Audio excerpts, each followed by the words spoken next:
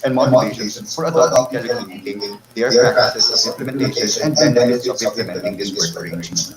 Companies that adopted telecommuting prior to COVID-19 pandemic, which is covering 2017 to 2019, implemented the work arrangement because first, it is suitable to the nature of their business operation and the job profiles of their employees who will perform it. The employee may also initiate to undergo telecommuting work arrangement and file a request with management. More so, it was also found in study that telecommuting is cost efficient and promotes work-life balance. But as the pandemic hit the country in March of 2020, employers' reasons for implementing telecommuting shifted to a pandemic response to concerns such as mobility, health, and safety. As such, companies implemented telecommuting to prevent the spread of COVID-19 pandemic in the workplace and to implement health and safety protocols such as physical distancing. Lack of public transportation, especially when under enhanced community quarantine from May to June of last year, was also a pertinent reason to adapt work from home or other alternative location. Apart from the reasons for adopting telecommuting, the study also described practices of companies and experiences of workers as they telecommute. Among practices that were considered are those relevant with the provisions stipulated in the IRR, including first, eligibility in agreement to telecommute. While the adoption of telecommuting is on a voluntary basis, employees may also initiate to adopt telecommuting or work from home. However, during the onset of the pandemic, there are telecommuting employees who were selected by management. Companies also provide telecommuting agreements which were signed by both employer and employee. Use of technology. Companies also provide desktop, laptop with antivirus firewall. Apart from providing basic telecommuting devices, there are also those who provide allowances for internet connection, mobile, and or landline network. Minimum labor standards. Monetary and leave benefits were provided by most companies, including minimum wage, 13th month pay, special leave for women, maternity leave, and paternity leave. In some companies, night shift differential, overtime pay, premium pay, and service incentive leaves were also provided. Occupational safety and health. To ensure mental well-being of the employees, most companies provided psychological support for their employees. Employees are also covered by their HMO providers, and some companies provide injury-related insurance. Most workers' respondents stated that their companies also implement mandatory breaks and work scheduling. In fact, there are companies that implemented workstation assessment via online meeting. As part of COVID-19 monitoring and reporting, employees are also required to submit daily health and COVID-19 symptom checklists.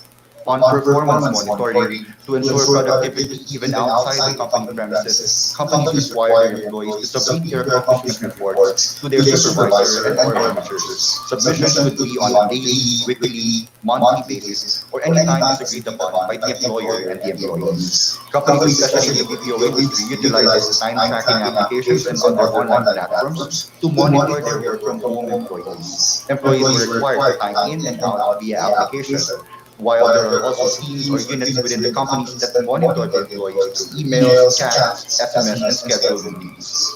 On data privacy. In accordance with Data Privacy Act of 2012, and to maintain the minimum standards that will protect personal information and ensure that confidential and proprietary information are always protected, companies require approval of user access to company files and information.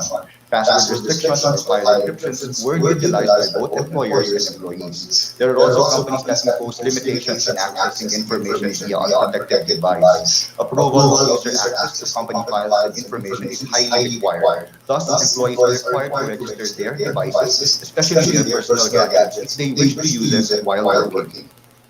Despite the challenges and gaps in the implementation of telecommuting, employers and employees noted the following perceived benefits. According to the research participants, telecommuting prevents termination or layoff among employees because it saves way to business continuity amidst the threat of the pandemic. It also mitigates the effects of COVID-19 in the workplace as there is less face-to-face interaction with one another.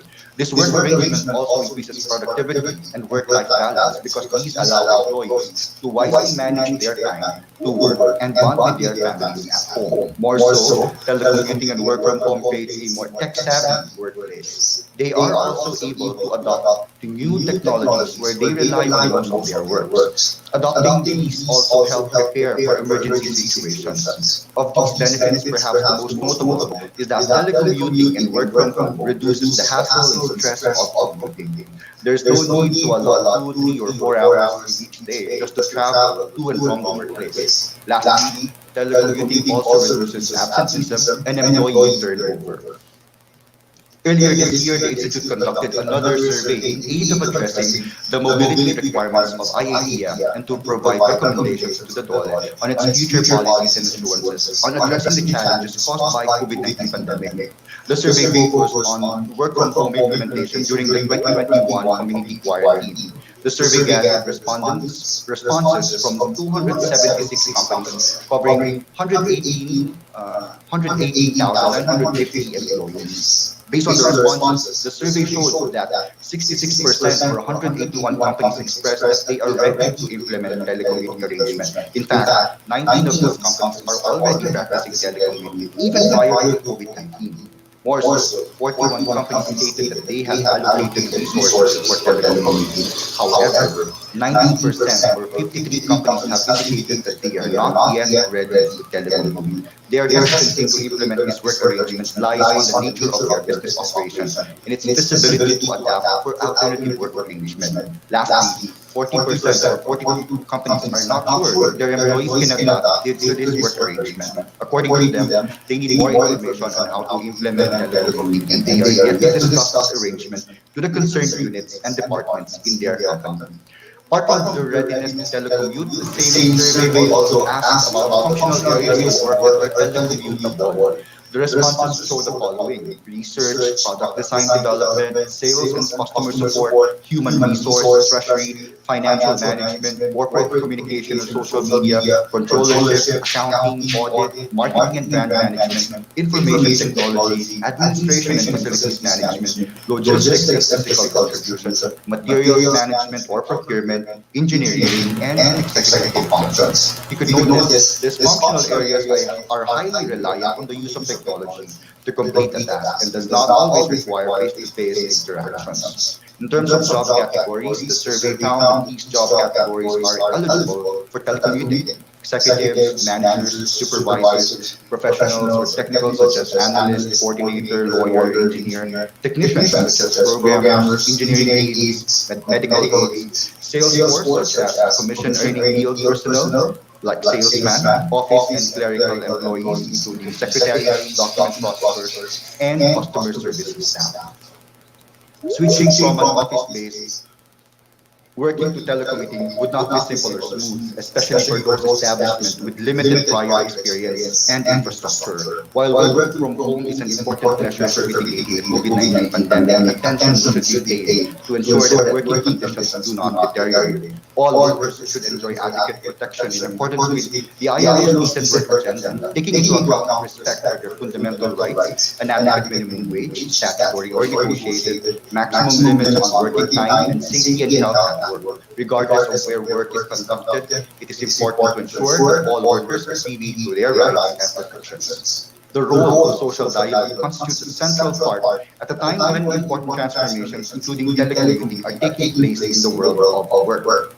It is vital and becoming essential to facilitate the empowerment of workers and to ensure responsible business conduct. Through social dialogues and democratic consultations between employers and workers, together with the government and other stakeholders, avenues to adjust transition, to address uncertainties, and negotiating rights at work are ensured.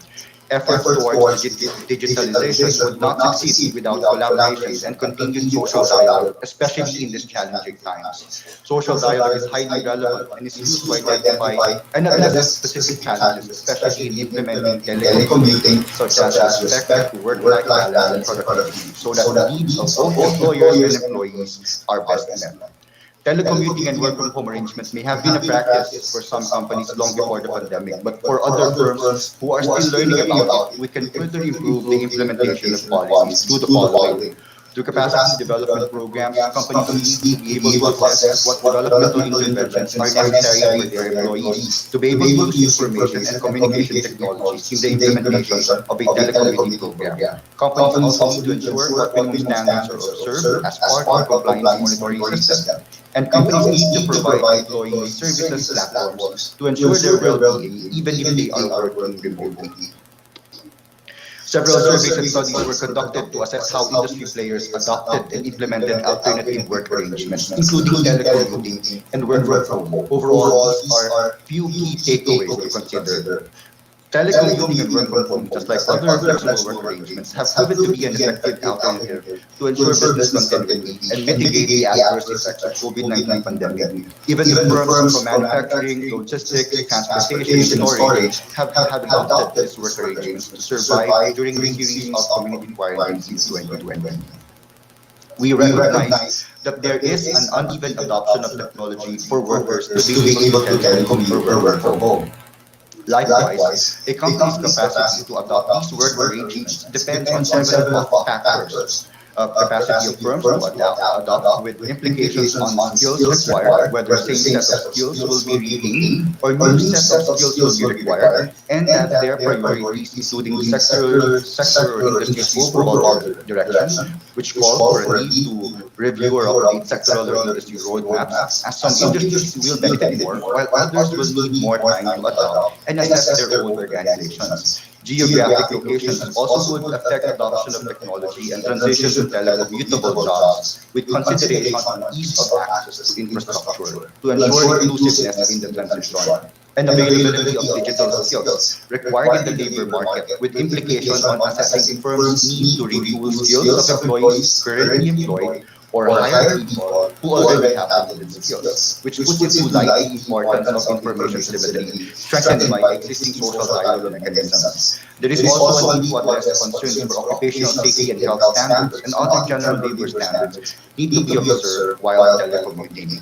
For now, job category and functional areas can be used as criteria of employers to determine eligibility of employees to telecommute. But the challenge remains as the government needs to ensure availability of information from both the demand side and the supply side. Work activities are portable, movable, and can be transferred, and can be performed effectively outside the office. For instance, in our home, telecommuting may not be suitable if an employee's job requires regular in-person contact with other employees or clients or even the public, or regular access to materials or equipment that cannot be removed from the work site. Many industries, including sales, publishing, customer service, and marketing, offer telecommuting jobs. Many office jobs and positions in technology, including computer and software programming, can also be done via telecommuting. Some medical professionals, including health claims analysts, medical transcriptionists, have begun to work from home. There is no doubt telecommuting will continue to change along with the world of work. And as we embark on this endeavor, we need to ensure that all policies contain decent work elements.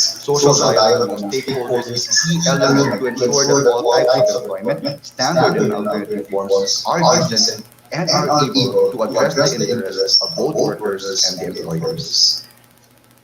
And I think that's the end of our presentation. Muli po, thank you and good afternoon po sa ating lahat. Thank you very much, Director Patrick, for that very comprehensive study done by Dole. And now we will open the Q&A. First, I would like to acknowledge the presence of our founding president, Secretary Rick Saludo. He was the former cabinet secretary of Malacanang during the time of President Gloria Arroyo. Now, would like to ask our participants to ask questions. I think Secretary Saludo has a question for you. Go ahead, sir. Yeah. Let me see. Okay. Thank you. Well, first, thank you for the presentation. Very comprehensive and very informative on where we are going.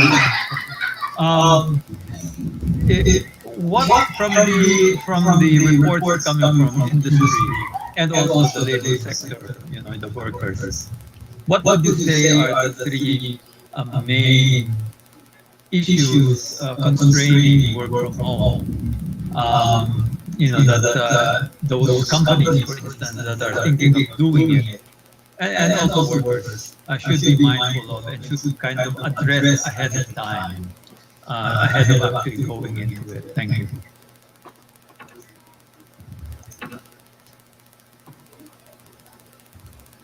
There's Yes, Chaka. sorry kasi most of the time, I'm really, but kasi, the usual problems arising from the work from home, as we have it now, it's not really, it's the fear of COVID for those who are wanting, I mean, who are telling their employees to go back to work, but they still want that, the security of being able to work at home will be kept to them. But now, because you're already being asked to physically report, we are seeing that these are now the issues that are coming up. Aside from this, of course, would be actually it did arise uh, the compensation if there's accidents at work, at home. Kasi para bang are all accidents now that happen from home compensable?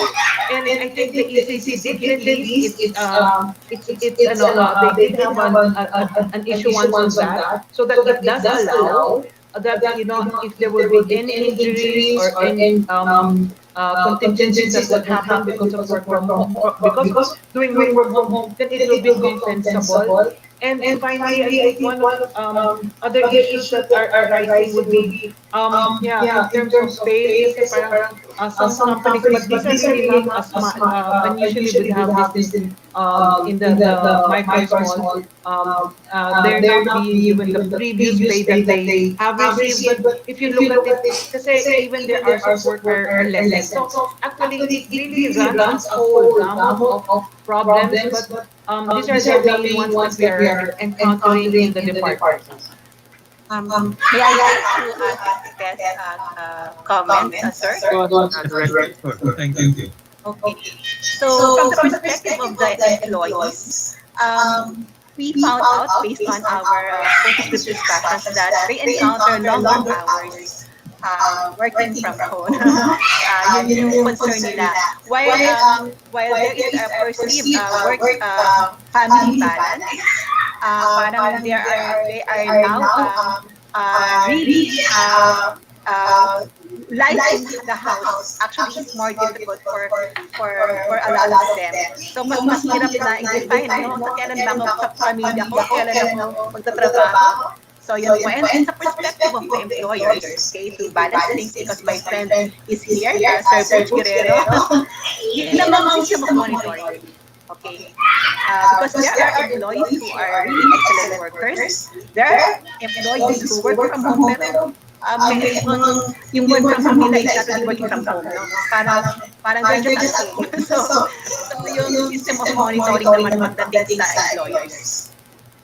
On that point, actually, it's good that you mentioned this way of monitoring employees. One of the things that I'm sure employers as well as employees need to grapple with is how you actually measure the actual work. I mean, in the office, you can see them, you can see they're working, you can create all sorts of observable measures in the office because you're right there.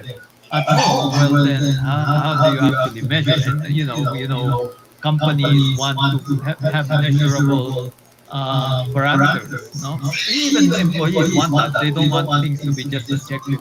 So that that would be an issue. I would think. I'll tell you an anecdote. There's this work from home guy that we know. He's a tech guy. He does IT stuff. And he was able to set up an artificial intelligence program that pretty much makes it appear that he's at his desktop and working and submitting reports through the day. But in fact, he gets the work done in the first couple of hours of the morning. And then he sets it up so that it submits the work over the whole day. And to the extent that, when you check, it seems to be working. There's some activity in the computer. Obviously, he gets the work done. No question about productivity. But obviously, it would be different if you were in the office. Thank you. I have a question because the presentation deals with the private sector. Can we also do that in the public sector? Yeah. Yes. So. Actually, Chester, no, we have an ongoing study with the PSLIC, it's a public sector union, and we hope to also do the same thing for the public sector with the help of our chairperson Alice Bala. So we'd like to finish this study by the end of this year. But I think chairperson Alice will also be presenting their good practices. So we're excited to see that. Okay, thank you very much. So without much ado, let's all we give our thanks to Honorable Chester Cueco, Executive Director Charisma Lumina Sasumba, and of course to Director Patrick Kakirao. Thank you very much, Sir Combs. Now, we proceed now to the He wanted to say something. Yeah, ah, I want yes, sir. Sorry, go ahead. wanted to thank and acknowledge si Patrick. He was one of the how do I put it? One of those I interviewed in the panel of the Career Executive Service Board. Hindi ako nagsisisi na pinasa kita, sir. Thank you. Okay, thank you very much for that answer. Thank Okay. you. Right. Now we proceed to the next speaker, who will be discussing about the work from home adaptation and best practices in the business process outsourcing industry. Okay. He's a businessman from the private sector, being the owner and chairman of Temps and Stoppers Incorporated. He was the immediate past president of the Philippine Association of Legitimate Service Contractors. Currently, he is a governor of the Board of Governors of the Employers Confederation of the Philippines, here to speak about the employers or management perspective of the work from home adaptation and best practices in the private sector.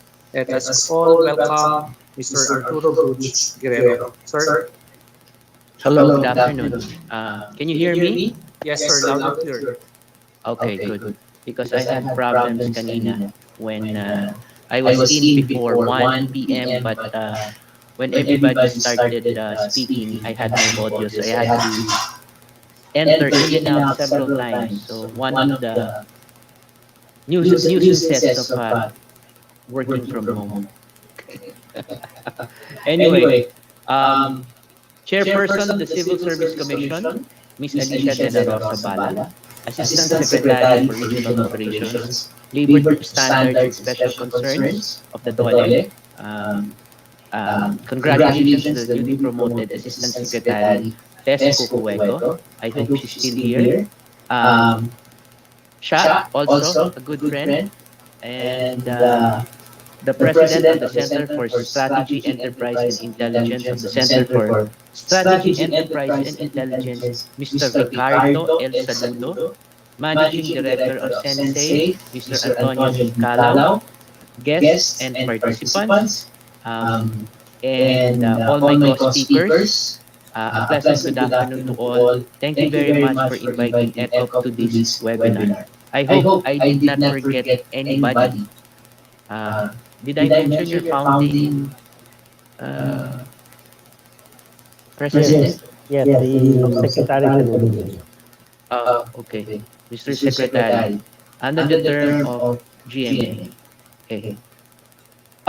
Let me be formal at the start because there's been a lot of issues that the private sector have encountered in this in this pandemic, and part of it is this telecommuting telecommuting work or arrangement.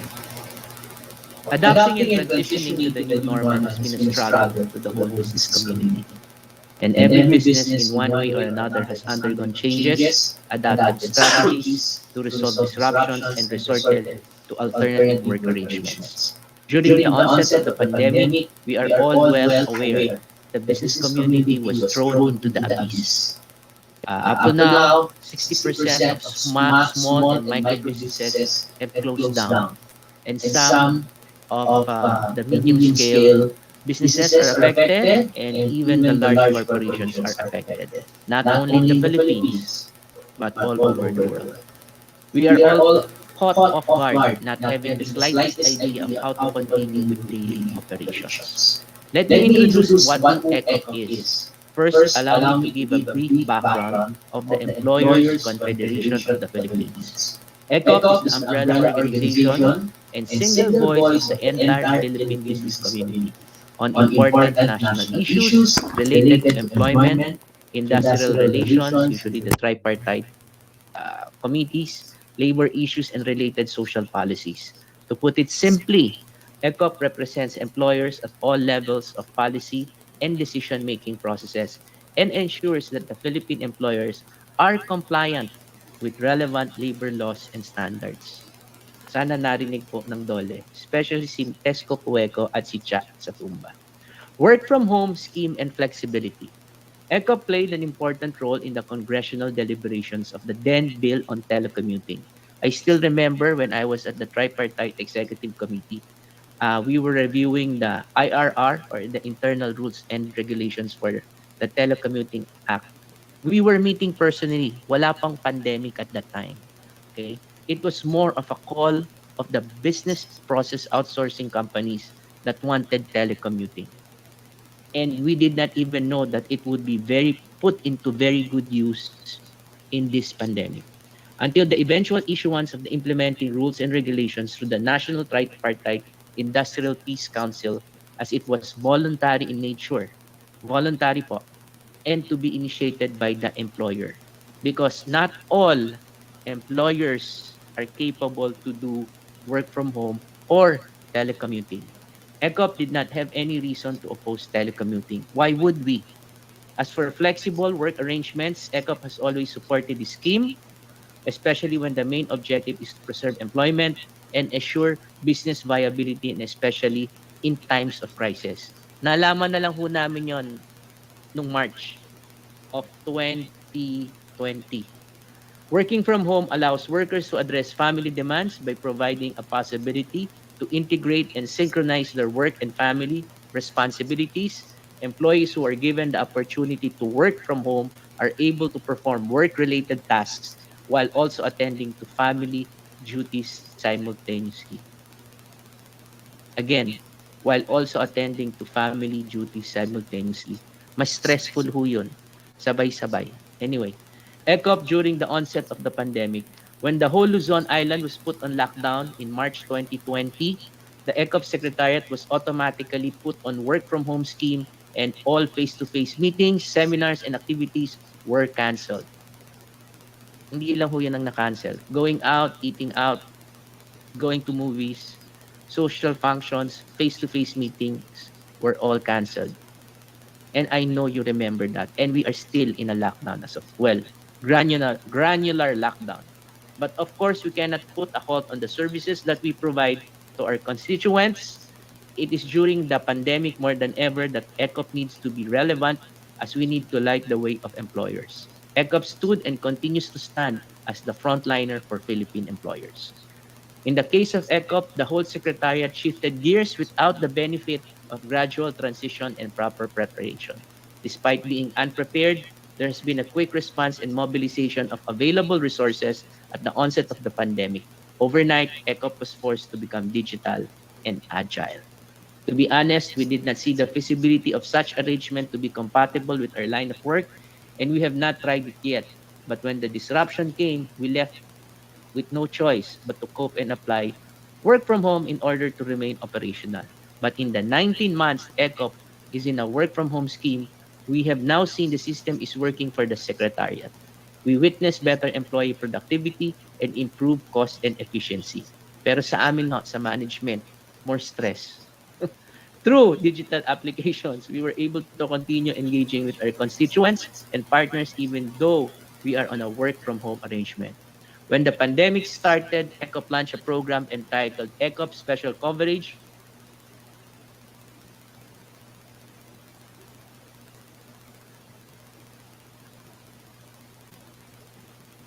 members of ECOP as well. ECOP was forced to use alternative communication channels such as FB, Messenger, Viber, and even WhatsApp. Yung FB, Facebook, sometimes they go offline to check on what's happening outside. We also explored online platforms such as Zoom, MS Teams, and Google Meet, Ring Central, and even FB Live as a means to reach out to the business community.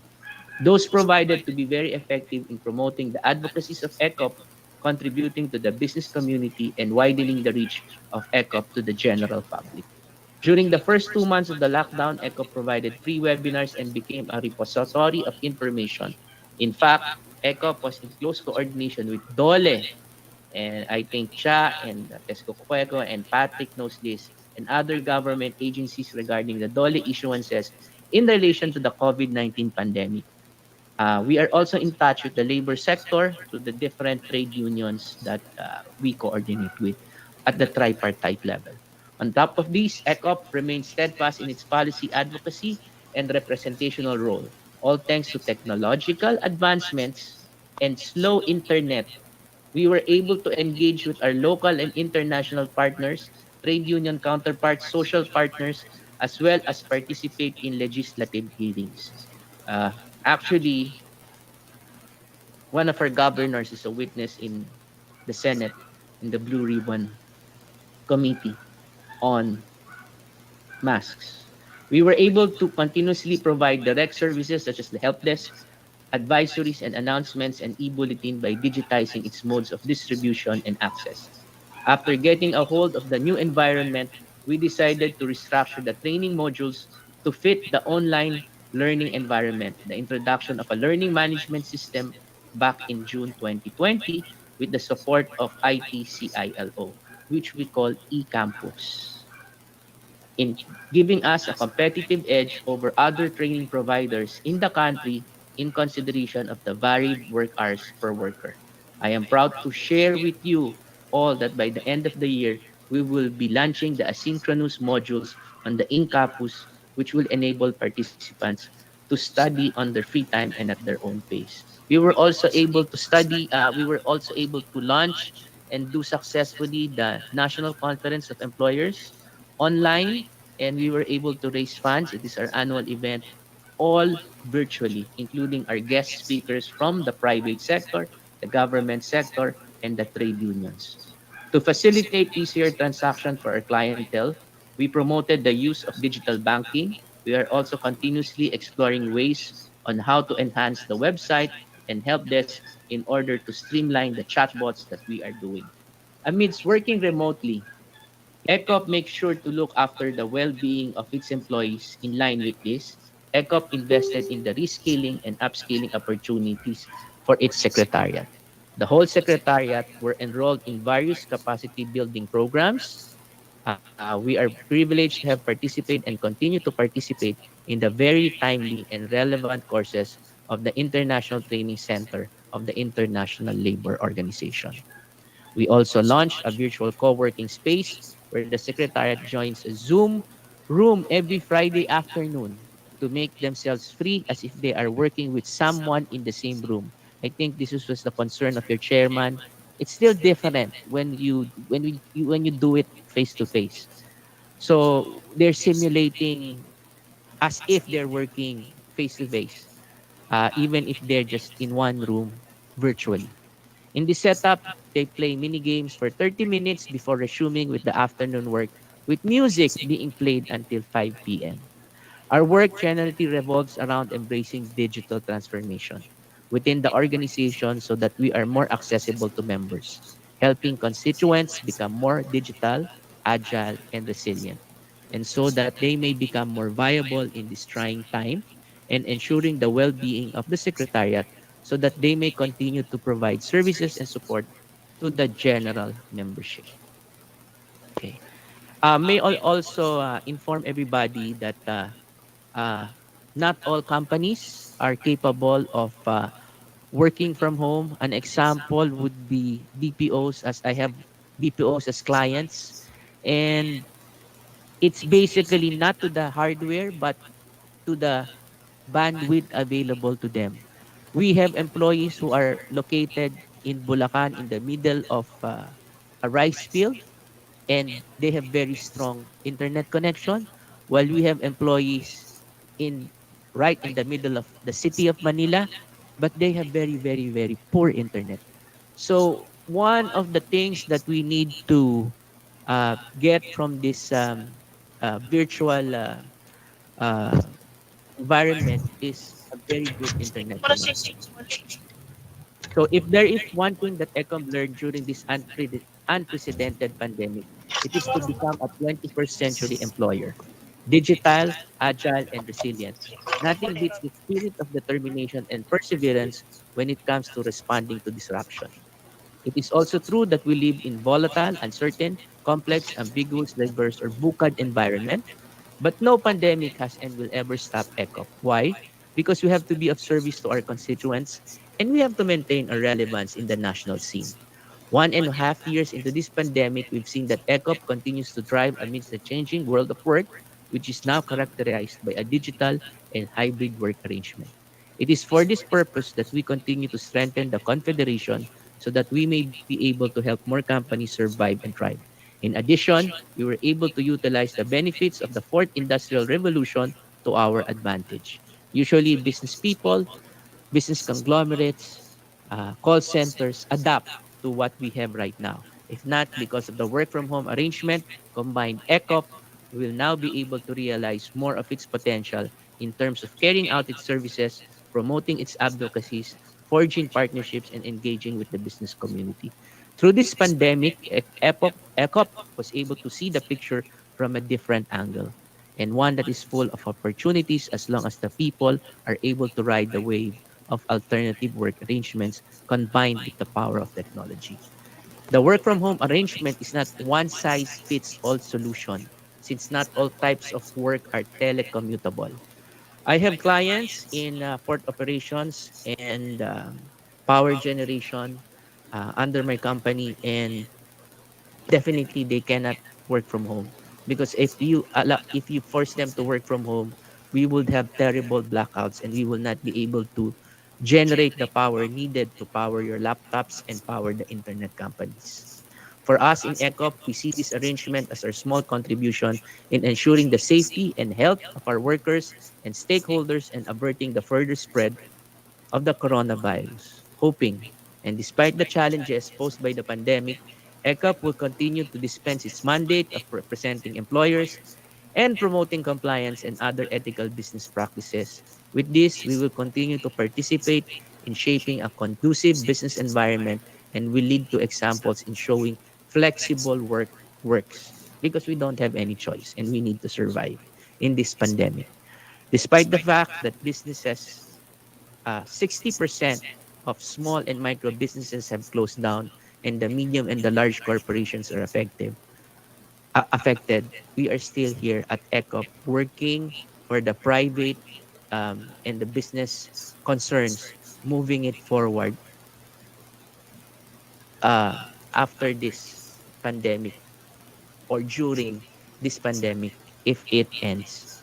Maraming salamat po and thank you very much for this opportunity to President Sol of the Employers Confederation of the Philippines for making me and nominating me for this presentation. Back to you, sir.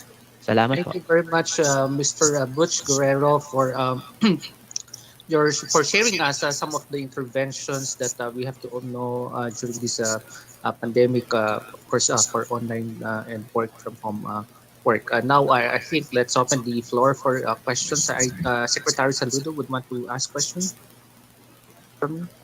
Go ahead, Sir Rick. Well, I just want to share something now. See, I just lost power. I just lost power at my home, and that's precisely the kind of problems that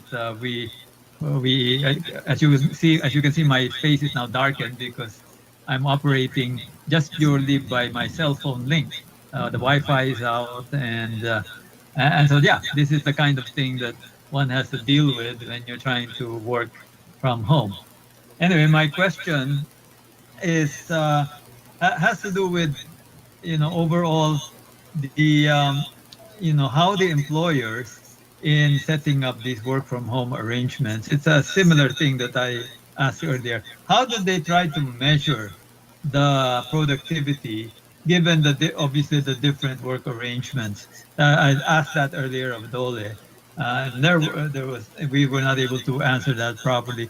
So I hope you can shed some light on this from your experience on how they try to actually cope with or address these measurement problems. I'll have another question later, but maybe address that question first. Thank you. Okay. That's a very good question, Mr. Secretary. Uh, Honestly, I'll go straight to the point. We are having difficulty with it, okay? Across all industries and across all sectors. We are having difficulty measuring the productivity of our people. And I'm sure, based on my own company, well, I employ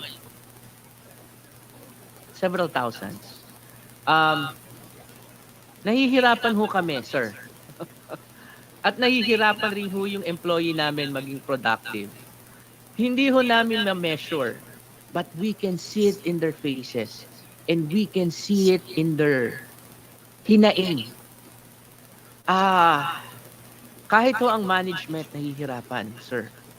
But the BPOs are doing it on time and number of customers solved, number of customer complaints solved with this technical uh, apps that we have, and we can do it by management, by objectives and daily meetings.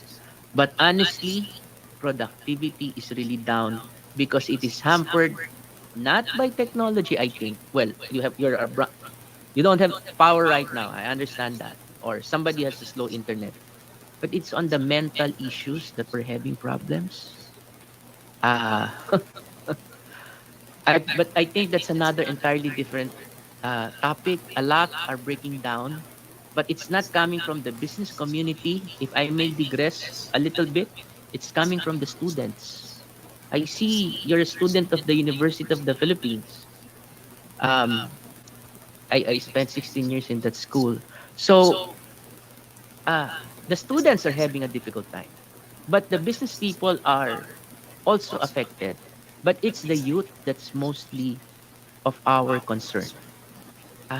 Productivity, I'm dumbfounded by your question, sir. Honestly, we can't measure it, but it's down. It's definitely down. But if you have several suggestions on how we can measure it, by all means, we're welcome to any ideas, because as of now, we don't have an idea on how to do it. Thank you. Back to you, sir.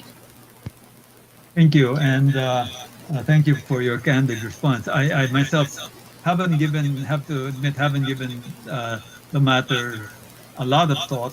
I can imagine there's a lot that technology can do, and even AI, artificial intelligence. They have ways of slowly coming up with ways of measuring things that are just newly being measured. And that's a quick answer I might have on that issue. Now, related to it, and you mentioned students, we have a gigantic industry, of course, in education, and this has been forced to go work from home. Both the students, as you mentioned, and our teachers and instructors. And the National Economic and Development Authority has said we've lost something like 40 trillion pesos because of the pandemic, and a lot of it is because of this, the remote learning, which isn't really working. And perhaps the challenge there is that when you're far away, the complex ideas that you need to convey, whether it's a part of work or learning, doesn't get through. And I think this is one area where there's a lot of work that needs to be done, finding ways to convey complex ideas. Now, I say that at the same time, having studied for my master's degrees at the University of London entirely by distance learning. So it can be done. I did the same thing for a course I took at Catholic Distance University. Never went to West Virginia, but completed my graduate course there. So it can be done, and there are complex ideas that can come through. But it's something that you cannot just do at the snap of a finger. All of these institutions spent years developing the modules that they use to teach. So I think that's basically one of the things that may have to be done by the business sector and the academe.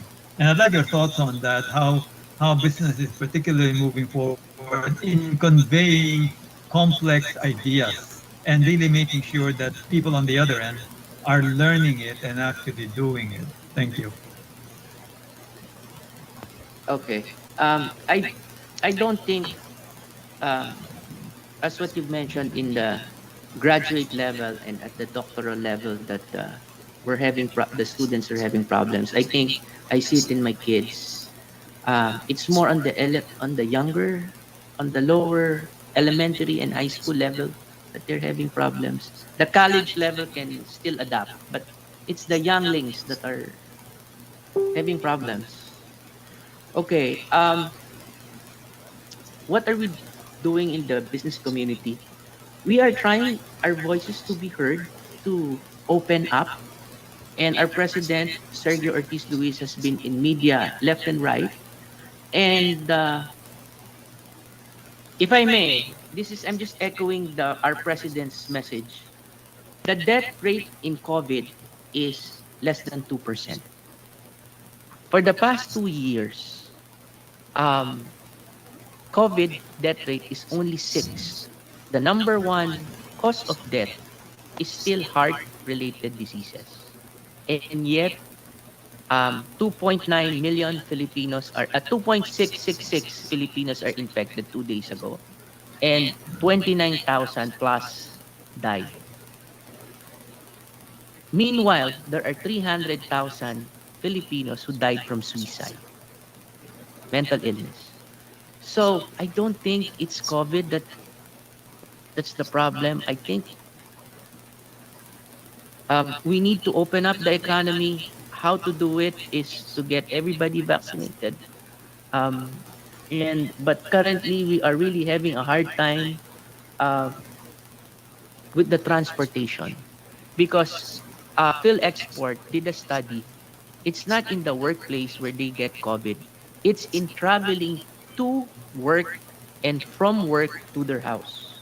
That's where the problem is. We wanted the transportation to be open because, for example, in EDSA right now, there's traffic and we are in a lockdown. We are working from home. Why is there traffic in EDSA? Because simultaneously, we are implementing the jeepney modernization program, the carousel program, the all this modernization program, and all the vehicles are not 100% filled or not in 100% capacity filled because of social distancing and health protocols.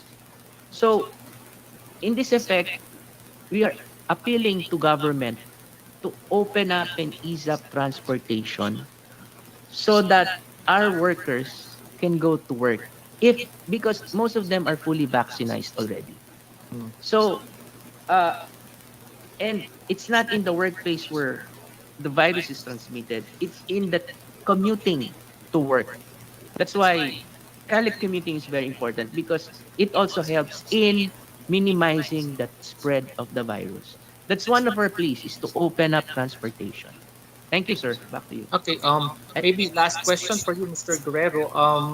Is the Philippines still the top business process BPO centers in the world?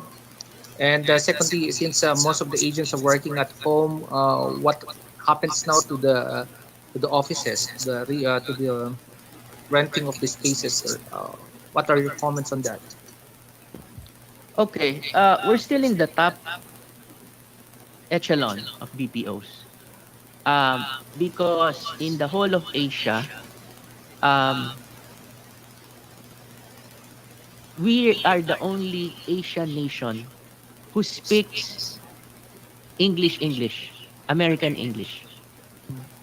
If you go to India, they speak Indian English. That you know what I mean, right? It's go ups and down. If you go to Vietnam or Malaysia, their English is different, not American English. So we are still the preferred um, uh, BPO business processing area in the Asia Pacific region. Okay, that's one. Second, however, with this telecommuting law, uh, with the create bill, they are now taxing um, work from home people. Because remember, if you're in a PEZ zone, you are not taxed. But since you are work from home, but being employed by a PEZA company, you are now going to be taxed. But the pandemic dictates that we are working from home. So the advantages of being in a PEZA zone is being removed by working from home, which we don't understand why somebody passed that. We overlook that create law, that aspect. It passed, and so it's a law already, and nobody's trying to change Correct. it. Yeah. So there are inconsistent policies that we have right now that's making us difficult, and ECOP's main advocacy is to correct these inconsistent policies that we have right now. Back Right. to you, sir. Mr. Talo, sir, do you have any further question? Yes, I have. Hi, Butch. How are you? First time I saw you. And thank you for gracing us here. And please send my regards to Mr. Ortiz Luis. My question is this: earlier, you in your presentation, you and in the answers that you made in response to questions, we have somehow you have somehow focused presentation and answers to the negative aspect of the work from home arrangement. I'd like to ask if there are positive or new opportunities that the business community uh, have encountered, so that, well, as a result of the COVID negative situation, parang new business opportunities are there. Well, uh, the positive side for me personally is that I can do more, because instead of wasting time traveling to one function and one meeting to another in pre-pandemic days, I can travel by just clicking the screen. That's an advantage. Second, cost. I don't have to spend much on transportation, but um, there's a drawback. Since we have a problem in transportation, we're spending a lot of cost in transporting our employees to and from work at our own cost. And we provide them with laptops, we provide them with internet connections, so lahat tumataas yung cost. And karamihan sa kanila are still afraid, um, because kahit papano, sir, meron hong nagkaroon ng COVID sa amin. And even in ECOP, may mga namatay. So, not as a cause of work from home, but pero marami siyang positive, it's more focused, like what one-on-one tayo ngayon, instead of a busy environment. uh, Lower cost in transporting yung management level. um, Marami naman, but uh, yeah, meron naman, but I think there are more negatives, but I don't want to look at the negatives. I want to look at the positive, that we're adapting, all of us are adapting, whether sa private, sa academe, sa organizations, associations, sa BPOs. We're trying to uh, survive. And if you're going to ask me, sir, how to survive, one day at a time. One day at a time. Huwag nyo nang itanong sa akin kung ano mangyayari bukas or kung ano mangyayari sa November 17. One day at a time lang ho kami sa business community ngayon. Salamat po. Thank you very much. All right, thank you very much, Mr. Arturo Butch Guerrero, the chairman and owner of Temps and Staffers Incorporated. Thank you for your insights, reflections, suggestions, and some of the figures so far. Now we move to our next speaker from the Microsoft. He will be discussing about the work from home technology solutions. He is the sales and marketing professional. Sales and marketing professional with experience in telecommunications, data centers, and the cloud. His in his career, he spent time in non-formal learning environments and not for profits. And for fun, he likes to ride mountain bikes and kickboxing. Olato inspiring fitness and lifestyle brand founded in 2016. At present, he leads the strategy and execution for Microsoft Philippines SMB business. Without much ado, let's all welcome Mr. Lorenzo Caniedo. Thank you, Chester. Uh, can you please let me know, sir, when you see my slides in the screen? I'm presenting now. Right. We can see it now. Okay, salamat. And so, Give me a shout minsan napuputol yung slide pag bumigay yung sure, no internet. problem. Please Okay. go ahead. Good afternoon, everybody. My name is Enzo, Microsoft Philippines, based in the Philippines. I have the better part of 20 minutes to talk to you about Microsoft and how we see ourselves helping Pinoys and Filipino organizations everywhere with work from home. It's probably useful to think about what Microsoft is. Siguro lahat tayo kilala si Microsoft maybe sa Excel, PowerPoint, maybe sa Windows. But Microsoft is a cloud company. And in saying cloud, I have to give respect to my friendly competitors, sila Google, sila Amazon, etc., etc. Now, when we say the digital age, right, or when we say digital transformation, the reality for that for all of us is digital transformation is just business transformation using technology, right? So anytime someone says digital this, digital that, my plain and simple answer is okay, digital is nice and all, but tell me about your business. Granted, as has been covered by a lot of these speakers earlier, COVID is an impact, lockdown is an impact. What I see today that Microsoft does for our customers, for our partners, whether in the private sector or the public sector, is how we help you use technology to find new ideas, to create these business outcomes and to solve these business problems. In my opinion, technology is what helps us become more intelligent, more ingenuous when it comes to facing the world around us. So, inherently, technology, if that's the purpose of technology in digital transformation, inherently, technology should be people-centric. Nagagamit siya dapat ng tao. I don't believe in technology na, as Pinoy saying, nosebleed siya or what have you. Nosebleed technology, yung mga technology na maganda for the sake of, if you're not using it, it's probably not powerful or it's not as powerful as it's made to be. So what we do realize today is a lot of what's happening around us. The gentleman in front were talking about the traffic situation and the transport situation, the business outcomes, etc., etc. We know that some of these changes probably won't revert back. Diba? Kaya gasgas nang sabihin new normal. So what we want to be able to do as we work with small to large, public to private, is to try to move forward knowing full well that we can't go back.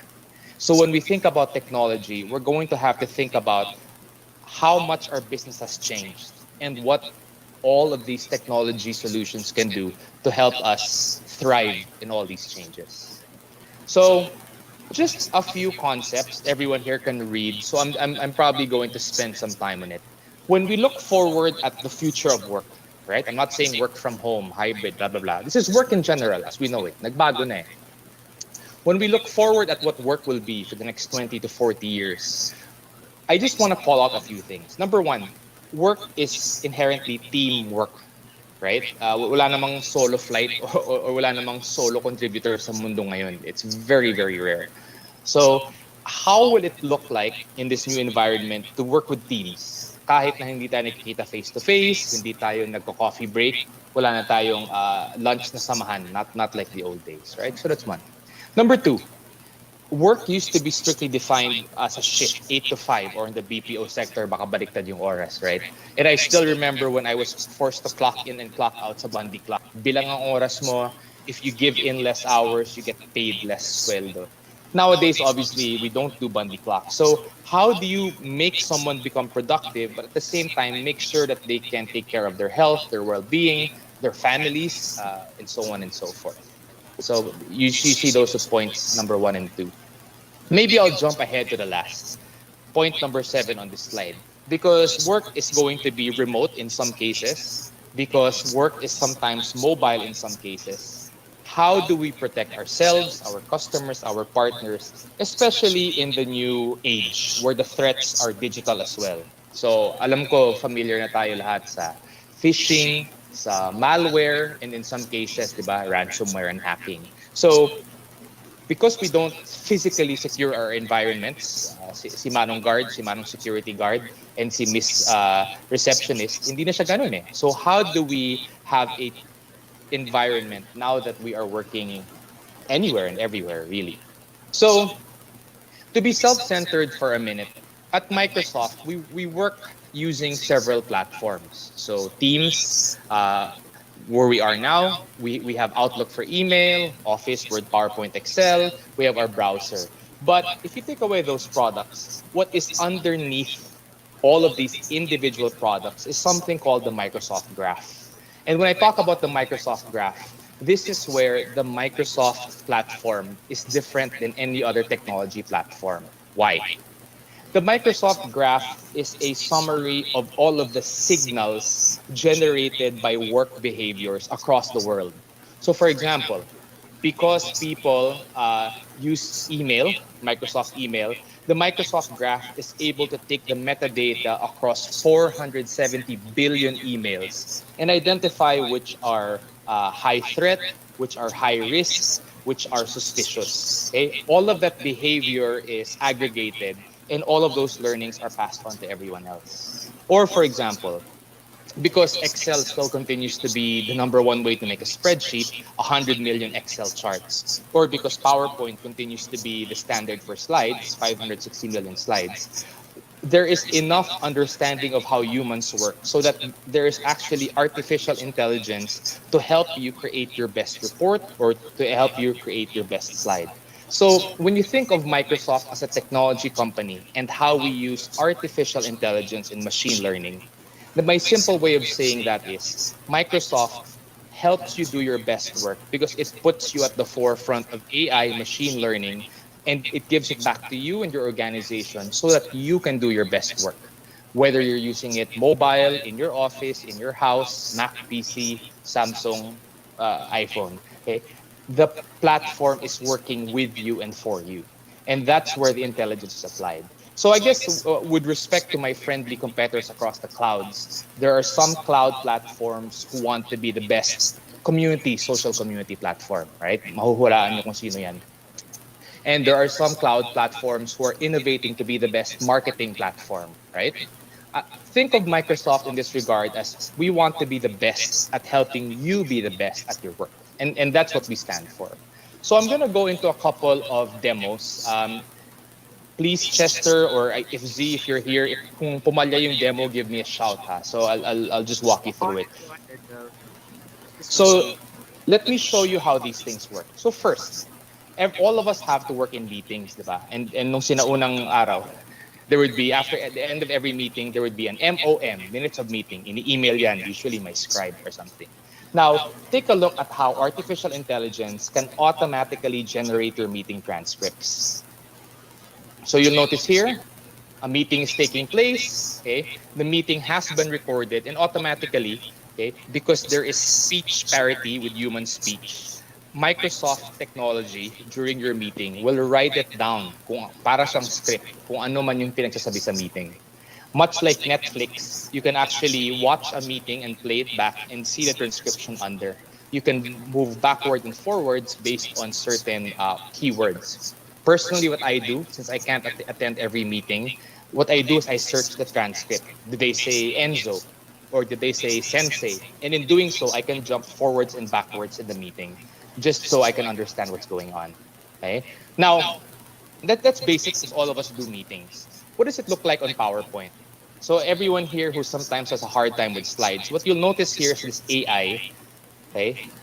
AI can read what is being written in the text and give you the appropriate visualizations. Okay? So you notice here there's bullets. Binabasa niya kung ano yung laman ng bullet, and it now actually gives you a pretty cool graphic. What this will also do is will help you rehearse. So you can play it, you can record it, and it's gonna coach you. Oh, Enzo, puro ka puro ka Okay? Binabasa mo lang yung laman ng slide. So not only does it make you a better slide creator, it makes you a better presenter, again, whether you're facing a customer, client, partner, etc. All of that is AI. So kino-coach ka niya. May katulong ka pa, right? It will even give you a score, and it will put it together for you. So that's PowerPoint. If you look at how AI is helping people do documents, and you would think, what else can you do with a document? Diba? Ano ba naman yan? I can type it and I put my ideas in the paper. Well, it helps you collaborate with other people, right? So notice, number one, it can help you with word choice. That's pretty basic. We've been doing that for some time now. But you'll notice also here how, much like a chat group, okay, you can actually upload what you want to say, and then it's gonna type it up for you. So notice, ayan na. Okay. You upload an audio recording, and then it starts putting in the words just for you. Okay. So lastly, and I'm jumping ahead, it also allows you to put it's gonna click it. Yeah. It actually allows you to edit yourself and put the best version of your document together. So kung sa dati, spell check lang to, or grammar, it actually is like an editor. It gives you a better way of presenting your written ideas. And you'll see that there. Okay. Finally, much like PowerPoint, it gives you a punchy or a sexier way to visually present and format your document. So in that regard, much like the PowerPoint slide earlier, binabasa niya kung ano yung content, and it gives you an idea. So you get the drift. Finally, take a look at Excel. I think Excel still continues to be the way we put information in rows and columns. What does Excel do now? This for me is my favorite, and I use it every day. Notice how you can collaborate the data you wrote with data in the World Wide Web. So in this case, binabasa ni Excel kung ano yan, and it adds additional data as it's found on Wikipedia, or in this case, the stock report, which is found on the internet, right? So it's putting information on the page on the web. It gives you certain ways to graphically represent your data, and it even allows you to do analysis. So notice the natural language query. You can ask a question to Excel about your data, and it gives you an answer. Prior to this iteration of Excel, you would have had to spend on another data visualization or analysis tool. This, I think, is powerful. It does the graphs for you, and it does some analysis for you, and you catch the drift. So I'll skip over the rest because I'm running out for time. But that's essentially how you work with the basic stuff. Now, question. What about the manual and repetitive and paulit-ulit and manomatic processes within the organization?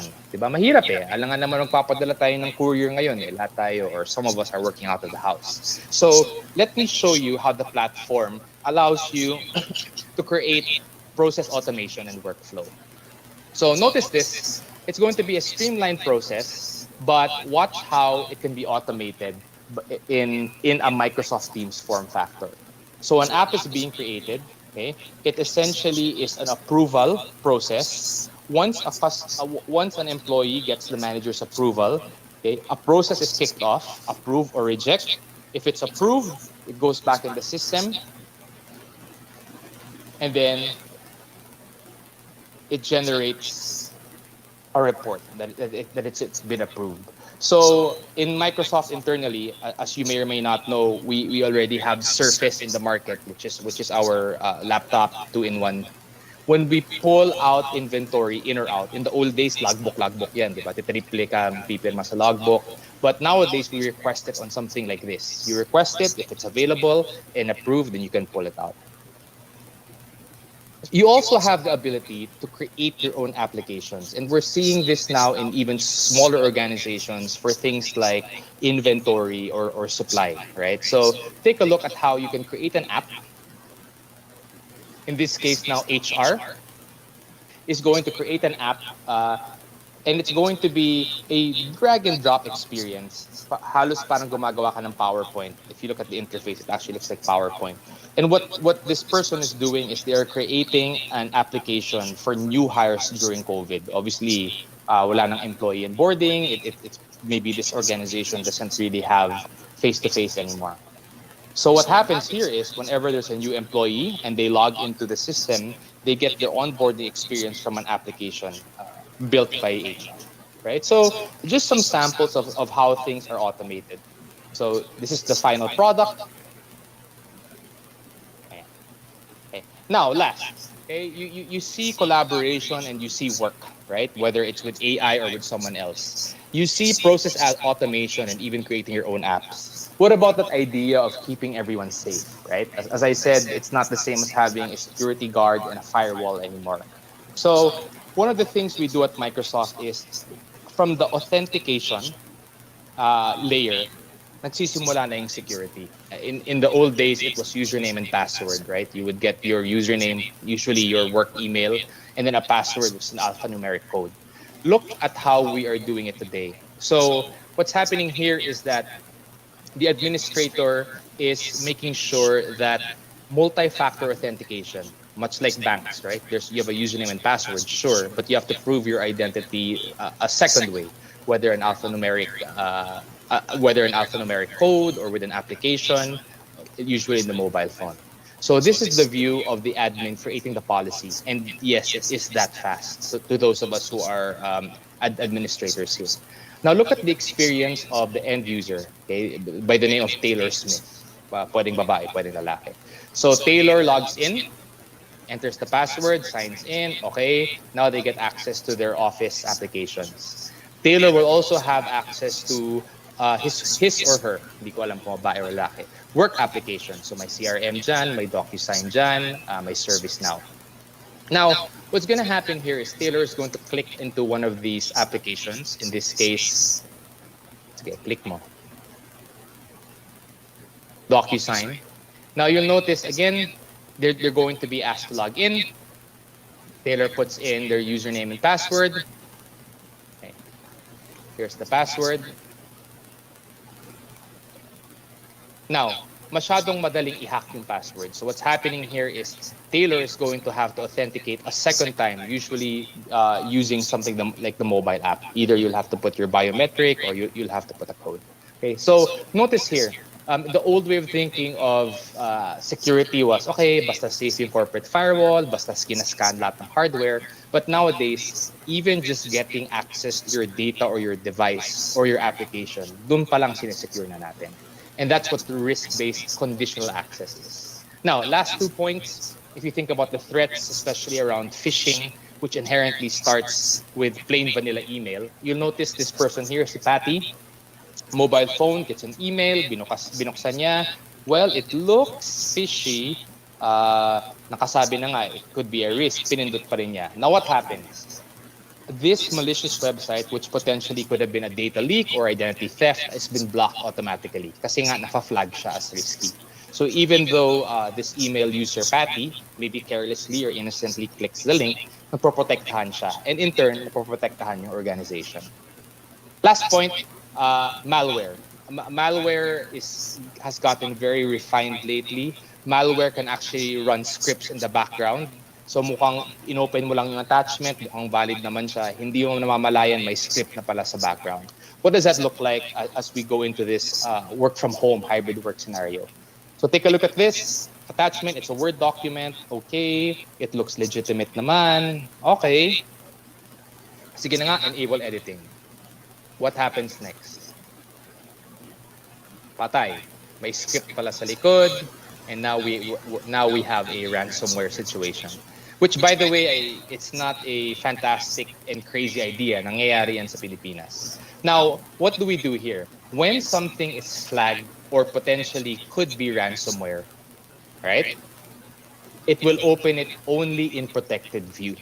So again, kahit na inosente yung user or maybe careless yung user, he's protected, she's protected, the organization's protected, so on and so forth. So if you think about what we're trying to do and what we're seeing with hybrid work, obviously there's the human aspect, and that's probably the most important here: our health, our well-being, our children, our families. But if you look at how technology works, as I said, I don't think we will go back to how it was in the past.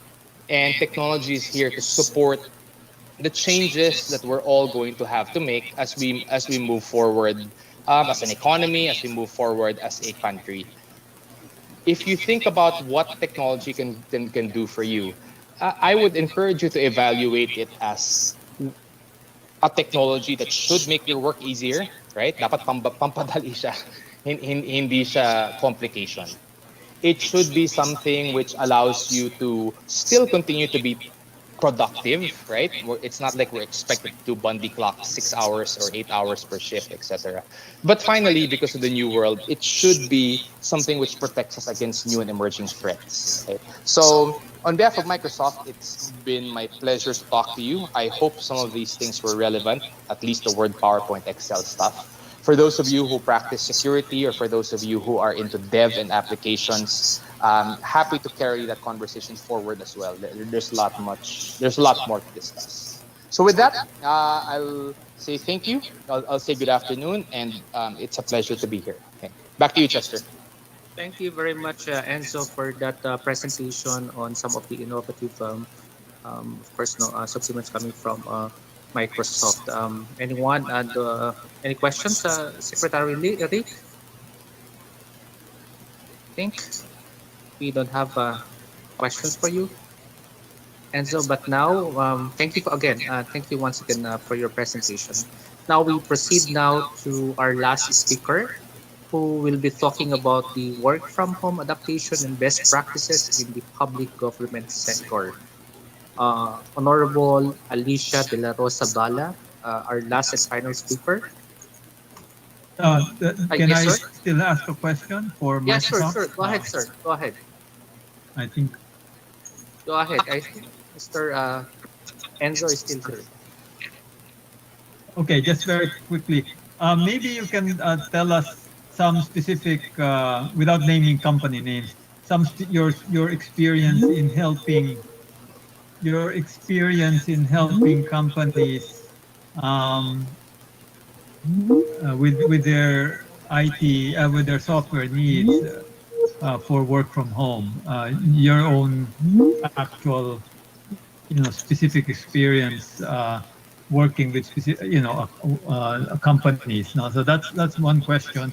And the other one is something that I had asked earlier, and that is measuring work from home productivity. There must be some technology solutions that are possible there. So if Microsoft has also addressed that issue, help companies address it, that would be helpful too. So those two questions, one on actual companies that you might have worked with in the Philippines or in Asia, without naming company names, but how we specifically you address their work from home issues.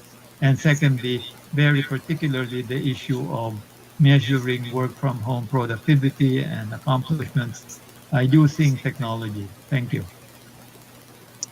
Thank you for the question. So, with regards to uh, companies, that ranges from private sector.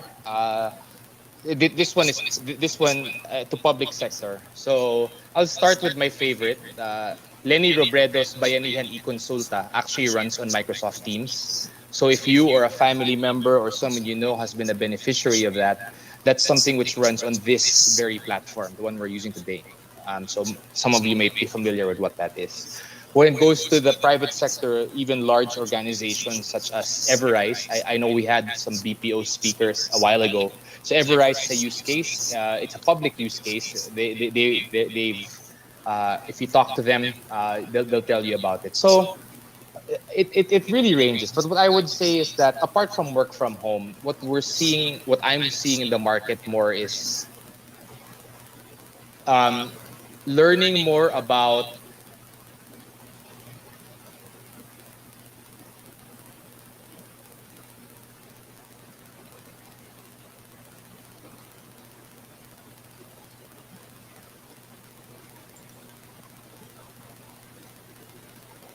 I think we lost Enzo.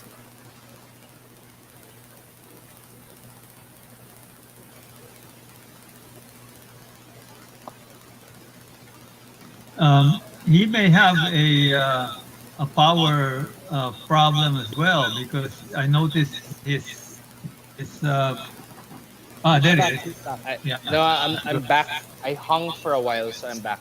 I'll get back to the question. I think I got cut in the middle. So in terms of companies, and I'll talk about the ones which are obvious about it. Bayanihan e-Consulta, Lenny Robredo, that runs on Teams. You may have seen it. You might have been familiar with it. In terms of large private organizations, Everrise slash C3, they're a BPO, and they use our technology as well. So I would say, apart from these obvious examples, email is obvious, Teams is obvious, Teams and its competitors are obvious.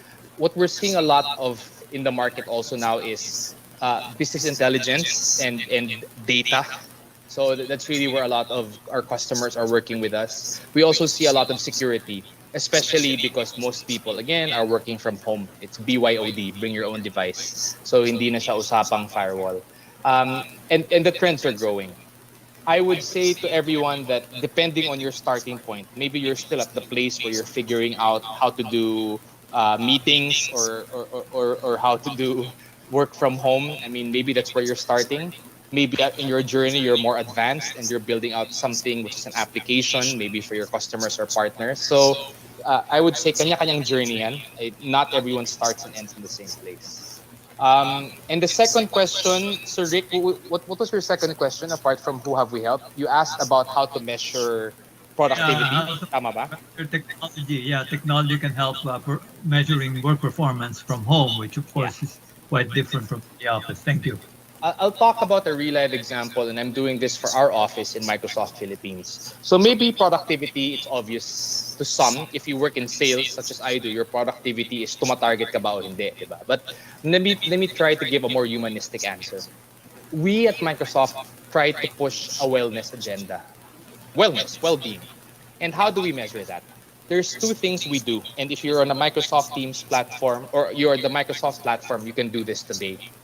Number one, you can measure the focus time of someone.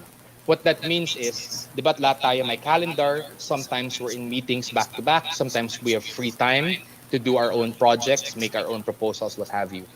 At Microsoft, we measure focus time versus meeting time. Ang ibig sabihin nun is, nababaon ba sa meeting yung tao? Back to back ba yung meeting niya? Triple book ba ang meeting niya? Because more often than not, if that's the case, then this person is not living a healthy or a productive work life situation. Okay? And I would go extreme. Burnout yan. That's number one. Number two, we measure something called quiet days. And what is a quiet day? A quiet day is something defined as hindi mo sinagot email mo, hindi mo sinasagot yung text mo, wala kang ina-attend na meeting, hindi ka nagbukas ng Word, PowerPoint, wala kang ginawa. Nagpahinga ka or you spend time with things important to you. And we measure at least 8 days of the month. Dapat may quiet time.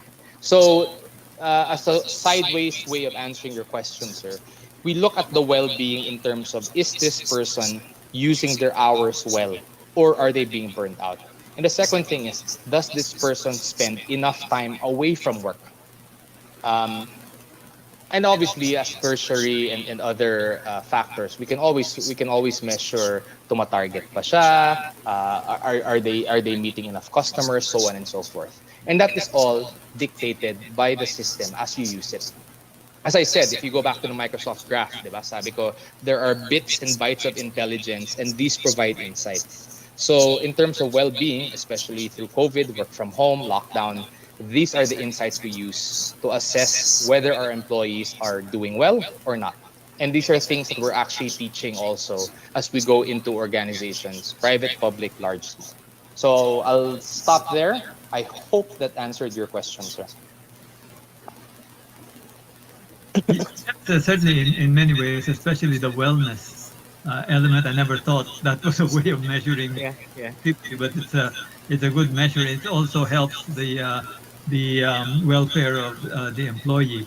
One thing that, again, just a very quick follow-up. Obviously, there's a lot of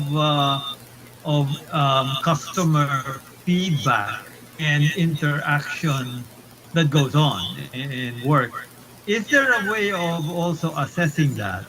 Yeah. Uh, yeah, because that's obviously there's a way of looking at that, and I think AI again will help. Like you can check what are some of the keywords that predominate a particular exchange on email or discussion. There are certain keywords that indicate satisfaction and other keywords that may indicate strife. So just again, trying to push this AI and IT, ambit a bit more, and really looking at something that, in general, we don't. I don't know how far you pay attention to it, but there's a way of objectifying it and measuring it, quantifying it, the experience of the customer, separate from actually making a sale. I mean, there's one thing to make a sale, but there's another thing. You build trust, you build relation. I don't tell you that as a salesperson. Is there a way of measuring that? Thank you. This one is a practice which probably predates COVID. Uh, every year, Microsoft has surveys. We survey not just our customers but our partners, and we get these scores. These are ways of measuring not just engagement, but to your point, sir, satisfaction. It also puts us in terms of relevance. Are we still relevant in market? Are we trusted in market, etc., etc.? So I would say a plain, simple survey is what we've done every year for the longest time I've known. And we look at the feedback. Sometimes the feedback is Microsoft can be complicated versus others. Or the feedback is Microsoft people are hard to reach. Ibig sabihin, hindi sumasagot sa email siguro or what have you, right? So that's what we've done. I think it's a humble practice. Whenever I have meetings with you, with folks one-on-one, I always say, oy, bigyan mo ang feedback ha. I mean, not for nothing. I'm not soliciting good feedback para I can bring it back to my boss and say, oh boss, sabi nila magaling ako. It's not that, but I think the ability to listen and the ability to be humble and really listen, right? It's there. I think it predates COVID. I think it should be something we do moving forward. And it's a practice which should apply. It doesn't matter kung gobyerno ka, public servant, or all the way to the largest Fortune 500 company, diba? The day you stop listening to your customers, good luck sa'yo. You will be extinct very soon, guaranteed. All right, well Thank said, you. Mr. Renzo Taniedo. Very good suggestion. We appreciate it. Now we proceed to the ask for now. Yes, hello. Yeah, okay. Our last and final speaker is a social worker by profession, having gotten her bachelor's degree and master's degree in the said field from the Central Escolar University and University of the Philippines, respectively. She started her career in social work as a training officer at the Department of Social Work and Development, or DSWD, in 1976, where she worked her way up the organizational ladder, holding the positions of the social welfare specialist, division chief, director, regional director, and assistant secretary until she was appointed as career undersecretary for policy and plans, which she had served for the past 39 years. She also served from 2012 to 2015 as deputy secretary general for the Association of Southeast Asian Nations, handling its Secretariat's Sociocultural Community Department, which is based in Jakarta, Indonesia. As such, she covers the sectors of civil service, science, technology, health, women, youth, welfare, social welfare, development, disaster management, among others. When she came back to the Philippines, she was appointed chairperson of the Civil Service Commission, the central human resource agency of the government. She was also elected chairperson of the Career Executive Service Board, or CESB, the government body that serves as a governing body that promulgates rules, standards, and procedures on selection, classification, and career development of the career executive officers, or CESOs, the third highest career executive level in the bureaucracy.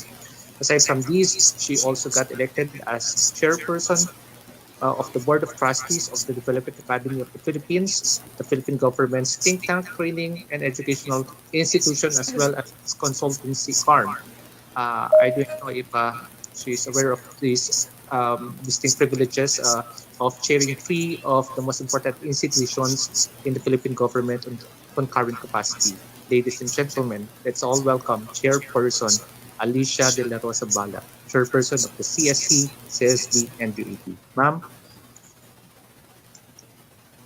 I would like to warmly greet the Center for Strategy, Enterprise, and Intelligence, or Censei, its President and CEO Ricardo L. Saludo, and Managing Director and CEO Antonio S. Calab Jr., and all the participants joining this webinar today.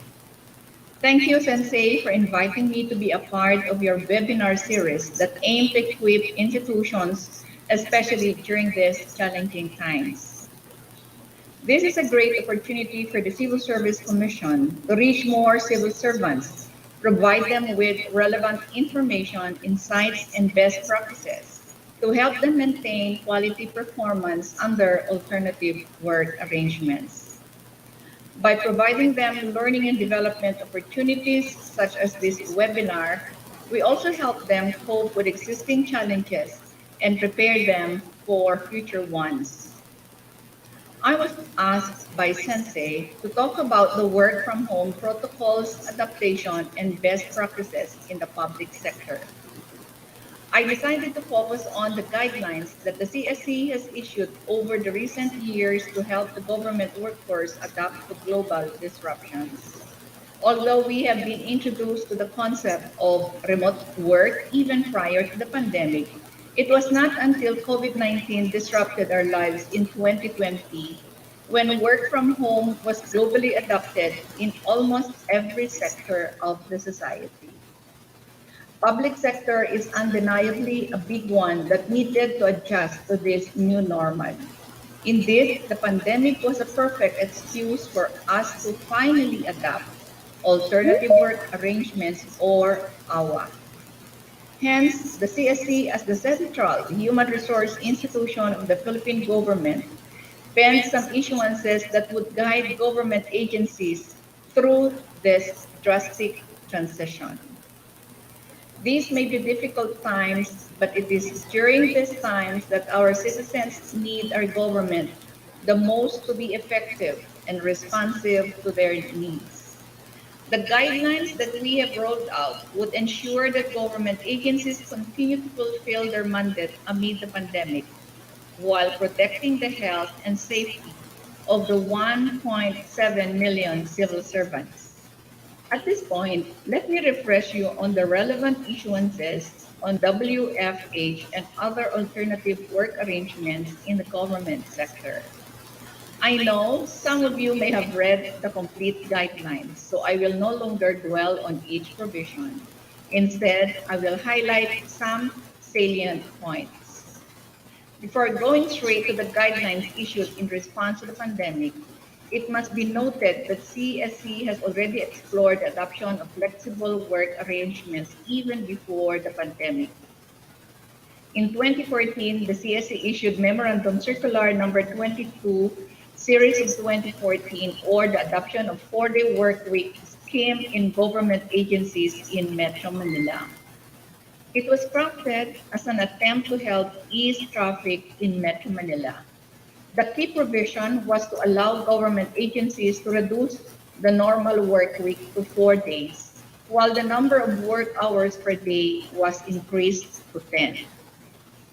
We have seen some government agencies adopting it, including the Department of Energy, National Commission for Culture and the Arts, the Philippine Commission on Women, among others.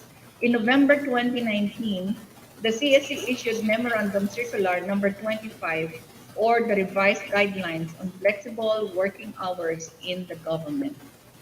These guidelines added provisions to further guide government agencies in adopting flexi-time or alternative working hours. It directed government agencies that will adopt flexi-time to develop their own internal implementing rules. When COVID-19 hit the country, things took a different turn for all of us. As for the CSC, we knew that the previous rules on flexible work arrangement could no longer meet the requirements set by the COVID-19 Interagency Task force. As with many policies, crafting of issuances were fueled by specific needs of the government workforce at a specific time. It springs from the Commission's concern or malasakit for civil servants. We believe that protecting our lingkod bayan first, we can also help protect our stakeholders, ang mamamayang Pilipino.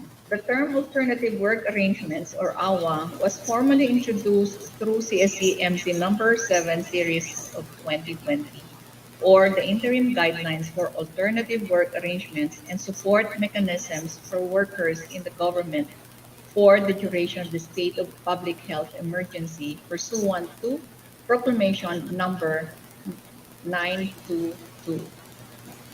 A more comprehensive version was issued through CSCMC number 10, which formally identifies work from home, skeleton workforce, 4-day work week, and staggered working hours as alternative work arrangements in the public sector.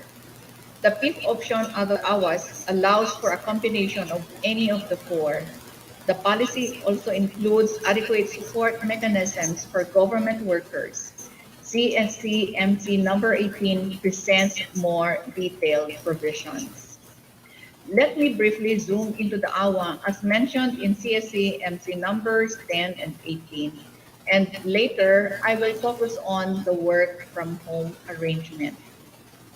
The skeletal workforce refers to work arrangements where a minimum number of employees is required to be in the office to render service when full staffing is not possible. I'm aware that many government agencies, including us in the CSC, still adopt skeleton workforce, especially in the frontline offices, to provide uninterrupted service. Of course, this is observed with strict implementation of health and safety protocols within the office premises. The 4-day or compressed work week refers to work arrangement whereby employees' work week is compressed to 4 days with a total of 40 work hours. The shifting or staggered working hours refers to work arrangement applicable to offices or agencies that observe work shifting or flexible working time. Agencies may adopt flexible working hours applicable to their mandate or functions. Now let me discuss work from home arrangement, which I believe many of us are already accustomed to by now. WFH refers to an output-oriented arrangement that authorizes the worker to produce output, results, and accomplishments outside of the office. Essentially, the policy says that work from home shall be adopted in areas placed under ECQ and MCQ, or right now we talk about alert level 4, level 5, as declared by the proper authorities. This is a big help in preventing virus transmission in the workplace. Aside from ECQ and ECQ Alert Level 5, Alert Level 4, work from home may also be adopted in areas under GCQ and MGCQ Alert Level 3 to 1, where public transportation operates at a reduced or limited capacity. Another important provision related to work from home is that this work arrangement is mandatory to employees below 21 years old and those who are 60 years old now adjusted to 65 and above, as well as those with immunodeficiency, comorbidities, or other health risks, and pregnant women, except when their services are indispensable under the circumstances or when office work is permitted. Moreover, work from home shall also be made available to those living with the aforementioned.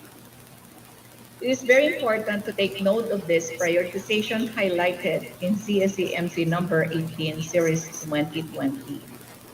Again, the CSC has only provided the backbone in implementing AWAS in government agencies, but it is also highly recommended that agencies may have their own internal rules in implementing this. More importantly, the organization's leaders and managers must also come from a place of concern and must empathize with the employees' situation. Let me also mention that we may be allowed for the following tasks: research, policy formulation, review, amendment, drafting of project proposals, project studies or training modules, design work, preparation of information materials, sending, receiving emails, and preparation of financial reports. Work from home may also cover HR tasks such as computation of leave credits, performance assessment, and other analogous tasks which require the use of computer and internet for producing outputs. A survey done by the Development Academy of the Philippines in 16 March to 31 May last year with 2,756 respondents show which functional areas of work were accomplished under each AWA. Majority of those who had adopted work from home arrangements have tasks under policy and planning at 35% for both, communication information services 27% for work from home and 26% for skeletal, and general administrative services 25% for work from home and 30% for skeletal. To facilitate the implementation of work from home arrangement, the agency head shall ensure the following. The employees are given tasks to be performed to the full extent possible in terms of man-days per work week. Employees under work from home shall make themselves available during the work hours that they are at home. The employees have access to or is provided with any communication equipment or facilities such as computer, laptop, internet, or email, facsimile, telephone, or mobile phone. Appropriate measures such as pledge of confidentiality of information, data encryptions, etc., are in place to ensure protection of data used and processed by the employees pursuant to RA number 10173 or the Data Privacy Act of 2012. The confidential and proprietary information are protected and secured at all times, and agencies under work from home arrangements may adopt performance standards to guide employees in the delivery of assigned tasks, like a point system where each output is assigned points based on length of time, complexity, or other criterion aligned with the CSC approved agency SPMS. The circular also puts premium on employee well-being, setting condition and employee support mechanisms under any of the alternative work arrangements. These mechanisms include health and psychosocial interventions, provision of personal protective equipment, transportation facilities, and reasonable expenses incurred during work from home. We are happy to discover from the 2020 DAP survey that majority of the 2,756 respondents perceive themselves to still be productive while on alternative work arrangements, with 33% saying they are able to accomplish up to 89% of their tasks, 46% saying they are able to accomplish 90 to 100%, and 14% saying they're able to deliver 100%. Majority of both managers and subordinates agreed that employees delivered quality and effective work on time. While majority are reportedly productive employees, cited the following as the top facilitating factors for them to be able to adapt to alternative work arrangements: internet connectivity, effective communication system for cascading information instructions, and provision of ICT tools. While these factors highlight the importance of the public sector's ICT infrastructure, I would also like to put the spotlight on the role of HR as an enabler in this age of transition. If there are HR practitioners, leaders, and managers among today's participants, let me implore you to please ensure that the hours are properly and reasonably implemented in your offices. Always put an extra layer of malasakit in the way you implement your policies and manage people, especially in this very difficult time. In support to alternative work arrangements, we also issued other HR policies to help government workers during the crisis. The Commission issued MC number 5 series of 2020 or the interim guidelines on the use of leave credits for absences due to self-quarantine and or treatment relative to the coronavirus disease 2019 or COVID-19, which was later amended through CSC MC number 8 series of 2020.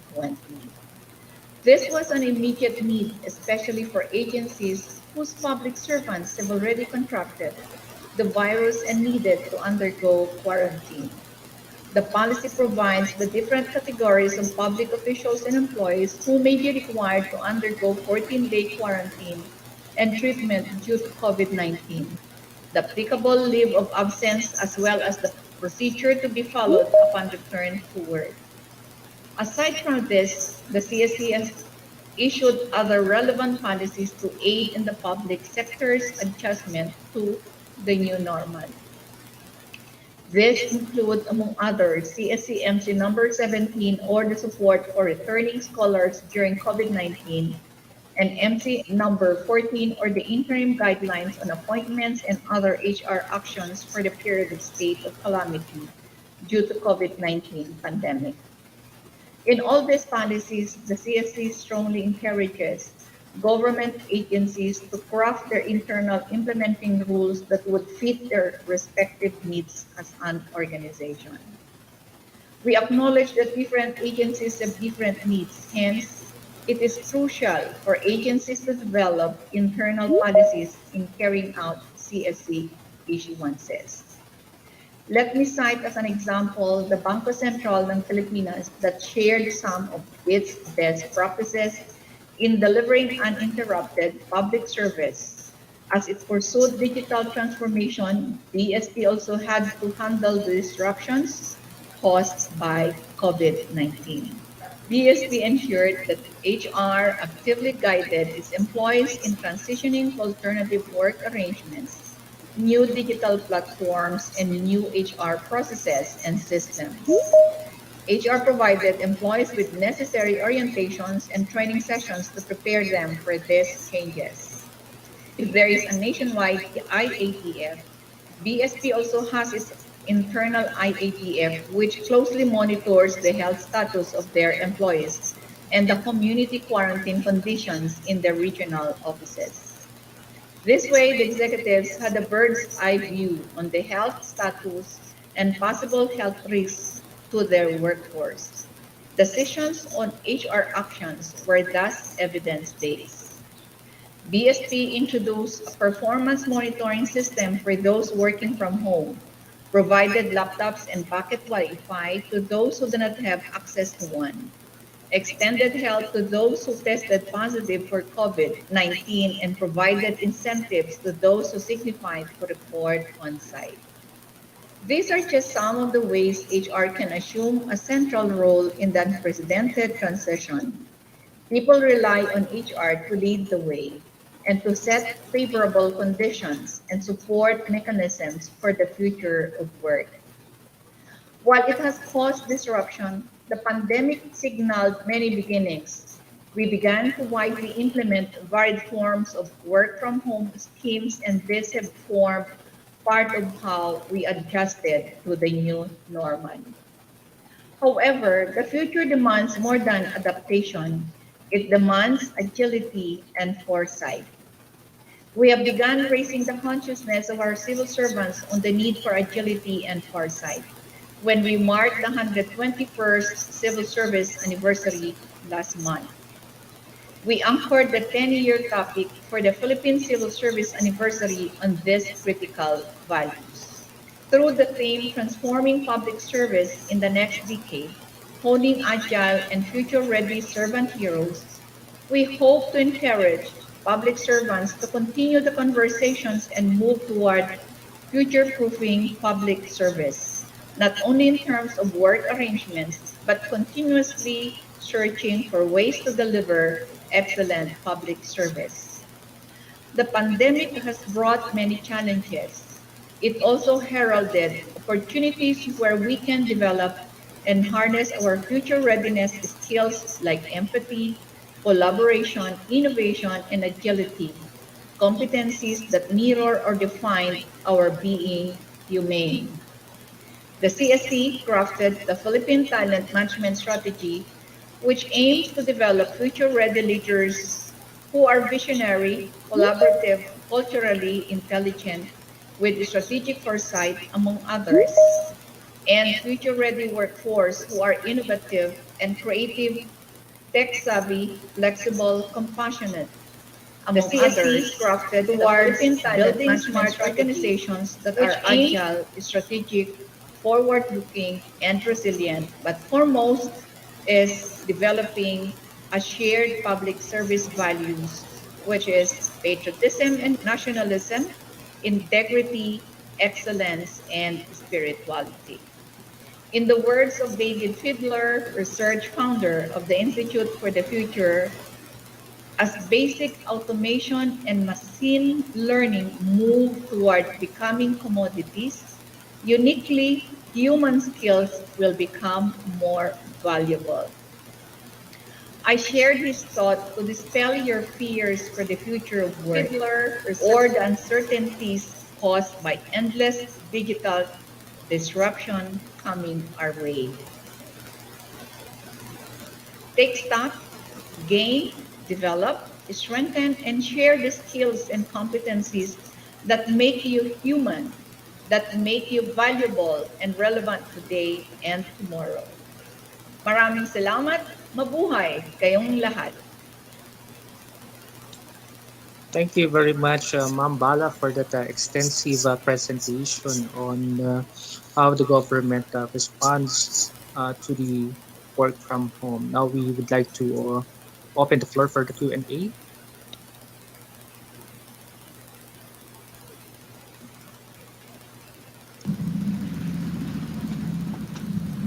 Secretary Saludo, you want to start first? Well, let me thank Chairperson Bala, who I understand may be able to join us at this point. Yes, thank you for joining us, ma'am. Salamat po ng marami for your presentation and for making time for us today. It's a very comprehensive presentation of how CSC, through the memoranda as well as your program, is helping the government deliver services at this time when there are so many restrictions. Siguro, isa lang, dalawang tanong lang, ma'am. Una, um, of course, people themselves are unable to move out, no? And may not have internet access, so sila hindi rin sila labas ng ayos, no?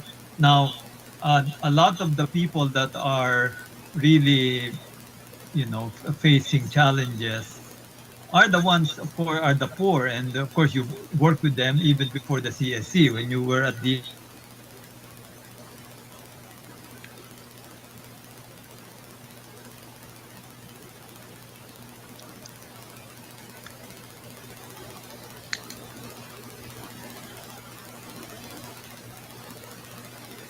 I think we lost Secretary Saludo or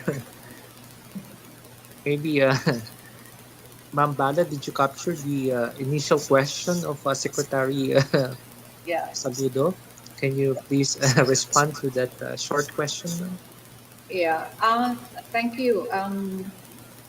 I'm sure that a number of our people, especially in the far-flung communities and where connectivity is not present, it's not just about the tools, the other things that need to be used, but it's more the problem is about connectivity. And so that's why we said that there are also other options that agencies can take. And this is one of the things that we encourage the government agencies, especially the leaders, to put into context what is the more feasible work arrangements that they can adopt. That's the reason why we have four, and then the fifth is they can combine any of the other alternatives. So we made sure that this would be made available to everyone. And then on the other hand, if the only problem is about the access to technology, the tools, we also encourage government agencies to provide support subject to their ability, the availability of their own funds and for which they can use for the purpose. Because I do remember that all government agencies, they have um, every annually there is what we call the ISSP, or the integrated system to respond to the issue of internet and digital platforms of government. So there is a fund that has been allocated. If I'm not mistaken, in fact, the ISSP being required from agencies would have a three period, and this is something that the agencies can work on. Thank you for that, ma'am. I remember you said earlier that the COVID-19 is just an excuse for us to transition to this kind of new normal now. Um, Assuming the COVID-19 pandemic ends in the shorter time, do you think that this will be the trend in the future? Will the public and sector will adapt to this kind of work from home setup already? Yeah, I think in fact I'm glad that you asked that, um, um, um, Chelsea, oh Chester, yeah Chester. Mr. In fact, right now the commission is already crafting what we call it's not anymore alternative work arrangements, but we are now terming the term that we're using now is a flexible work arrangements, where it's not only during pandemic but even in times of disasters, because they're localized when disasters hit the country. It's not as It's different from this pandemic because it hit across regions and the entire islands, even the farthest part of the country. But we are now looking at that if it would be easier for government agencies to, if we will issue these flexible work arrangements where we even allow that they can have alternative sites, like if they have satellite offices, they can, for example, in times of disasters, and they cannot go to office because their the mode of transportation is not available, or even their bridges are broken down, and so you cannot cross, right? So we said that they can also identify, they can have their, if they have satellite offices out near their offices, they can report there, or they can identify a place where they can have access, communication, and then they still continue to work. So those are the options that we are now identifying, and we are soliciting now inputs from our regional offices and convening different focus group discussions to be able to finalize that, because we can see that even before, just to let you know, even before pandemic hits, the commission was already contemplating about, we didn't use the word work from home at that time. We used a different term, like it's work any place where which is conducive, especially for those who are involved in conducting research or studies. When you do policy making, you don't need to report to office. You will only be required to office when you submit your reports and then discuss it with your immediate supervisor. So these were already being contemplated actively. And in fact, we were also saying that there were some, at the time, there were some who were on sick leave, but they still believe that they can still deliver. They're not, they can still perform, and they wanted that they can be excused. So these are already being discussed earlier. But as I've said, because of what happened with pandemic, I think it opened a lot of opportunities for the commission to become more responsive to the situations, not not only to the pandemic. We have seen already the extremes, right? Before, when we have volcanic eruption, we have flooding, we have a typhoon. we have earthquake. It's localized. But this one, we have seen the worst, and I'm sure you and I and the rest who are in attendance, this is the first time that we have seen, because if you remember the first SARS, the SARS before, right?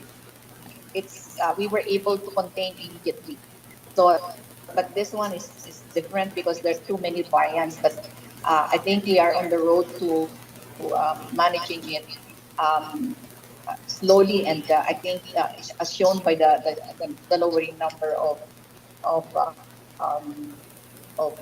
cases. But we still need to continue to protect, because there are still reports that we're getting that even if you have completed your vaccination, there's still some. So to us, it's very relevant, these policies that we are putting in place right now.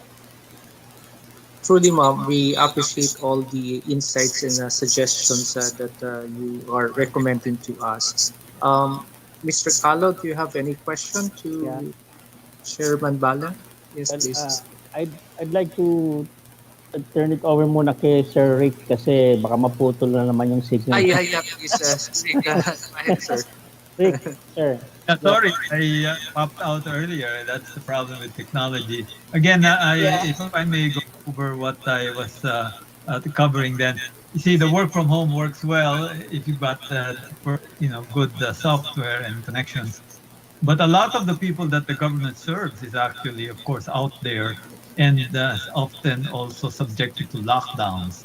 So what does the government, and particularly the CSC, what do you see in terms of reaching out to those people who have to access government services often from home, and with the people themselves, the workers themselves, government workers, are limited as well in moving about. No? So you've got two both the customer and the government people restricted in their movement. How do we try to address that? Thank you. Thank you. And I think it's also very clear as far as the work arrangements that we have introduced, Saludo. One, especially for those who are frontliners, the office should really be, there should be people who should be reporting in the office. That's why we call it the skeletal or the skeleton workforce, because we know that people would come to the office, and these are the really critical agencies like the Department of Social Welfare and Development, DOH, the local government units, those as providing basic services. In short, they should, at least the office should be manned.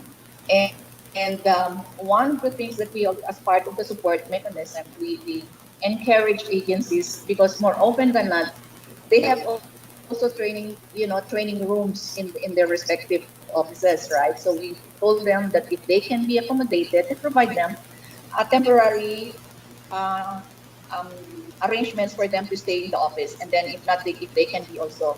I think a number of most agencies naman, they have their own vehicles. So we also said that if it's possible, they can be provided the transportation facilities from their home and to their office, especially if there is a limitation of transportation. And there's also a problem sometimes, if you would note, because of the different quarantine classification before, there's such a thing as, if you are coming from this place, your category is GCQ, and then before you reach your office, you will have what you call MECQ or ECQ. So therefore, there's this interzonal requirement that you need to go through. But later on, even the IATF became more open that yes, long as you have an ID that you belong to the government, you are allowed to cross the interzonal. So these are the things that we wanted to encourage our government agencies to provide. And then, but I tell you, uh, before it's like 8 to 5, sick. But now it's 24/7. I've never seen too many emails in my box.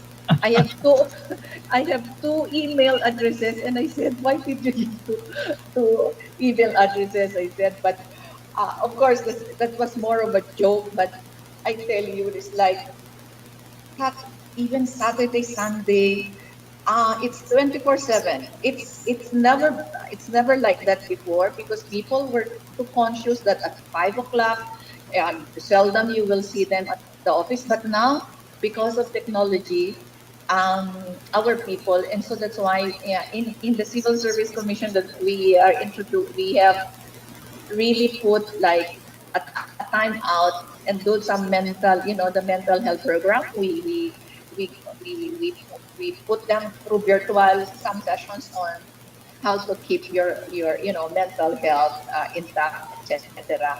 And this was also timely, and I'm sure our counterparts in the government, the Department of Labor and Employment, the DOH, and the Civil Service Commission issued the first for the public sector set occupational safety and health standards. So this is the first time that ever, and I'm glad because when I came into the commission, that was one of the things that I really wanted to have, because I said in the private sector they have this, but do we have in the public sector? And they told me there's none. So I said, let's work on it. So of course it took some time, but it was very timely. And then we also issued the guidelines on mental health program. So it came together, and we also said that it's good that even OCD came up with a public continuity plan that required all government agencies. So you know what we did? We tied it up with the occupational safety and health standards, and also the mental health program, because it's not just about asking them to work, right? We have also to take care of their mental health. I tell you, some of our people in the CSC were sharing with me that they get to be exhausted because, for example, one will send an email, wala pang isang araw, andyan na siya, sasabihin, ang bagal niyo namang sumagot. Alam mo yun?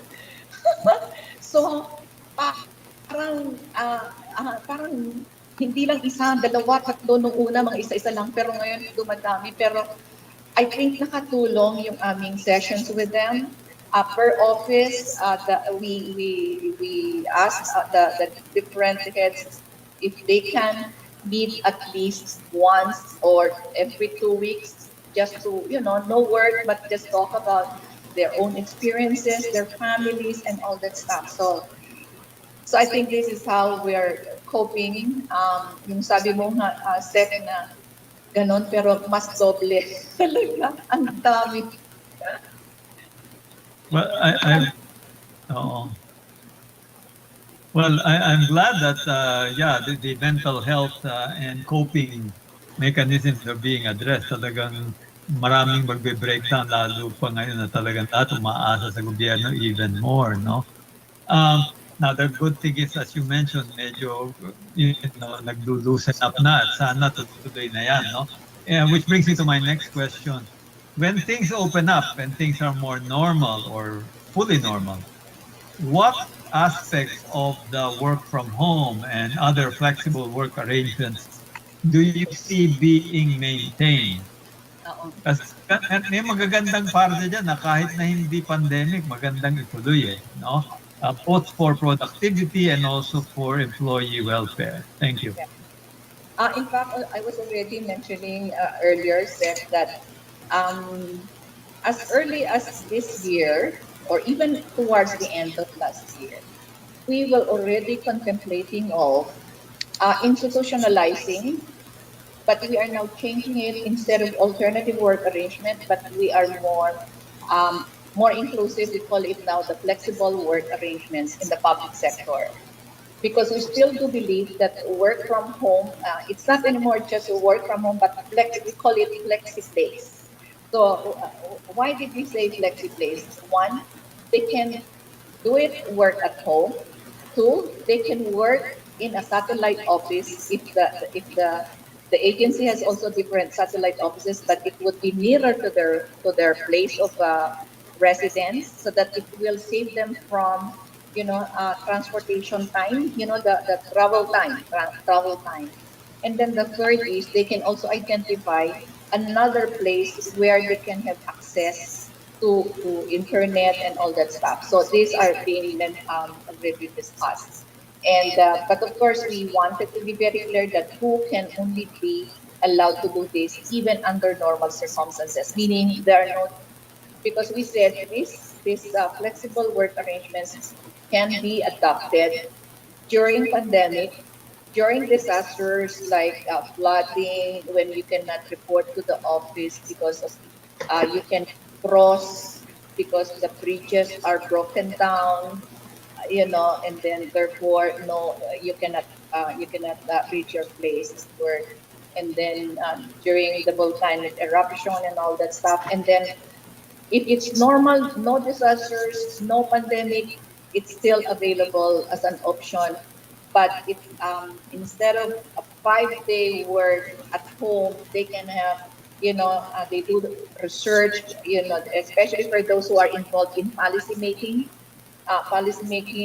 program development, they can go to the other agencies for consultation, do some research in libraries or universities, and then they submit the paper, and then they report to the office for 2 days to write the report and discuss with their team how this will take out. So, in short, what we are now looking is institutionalizing it, but different flavor, different mechanisms, and then we will ensure that we have to tighten also the output-based um, requirements, and then the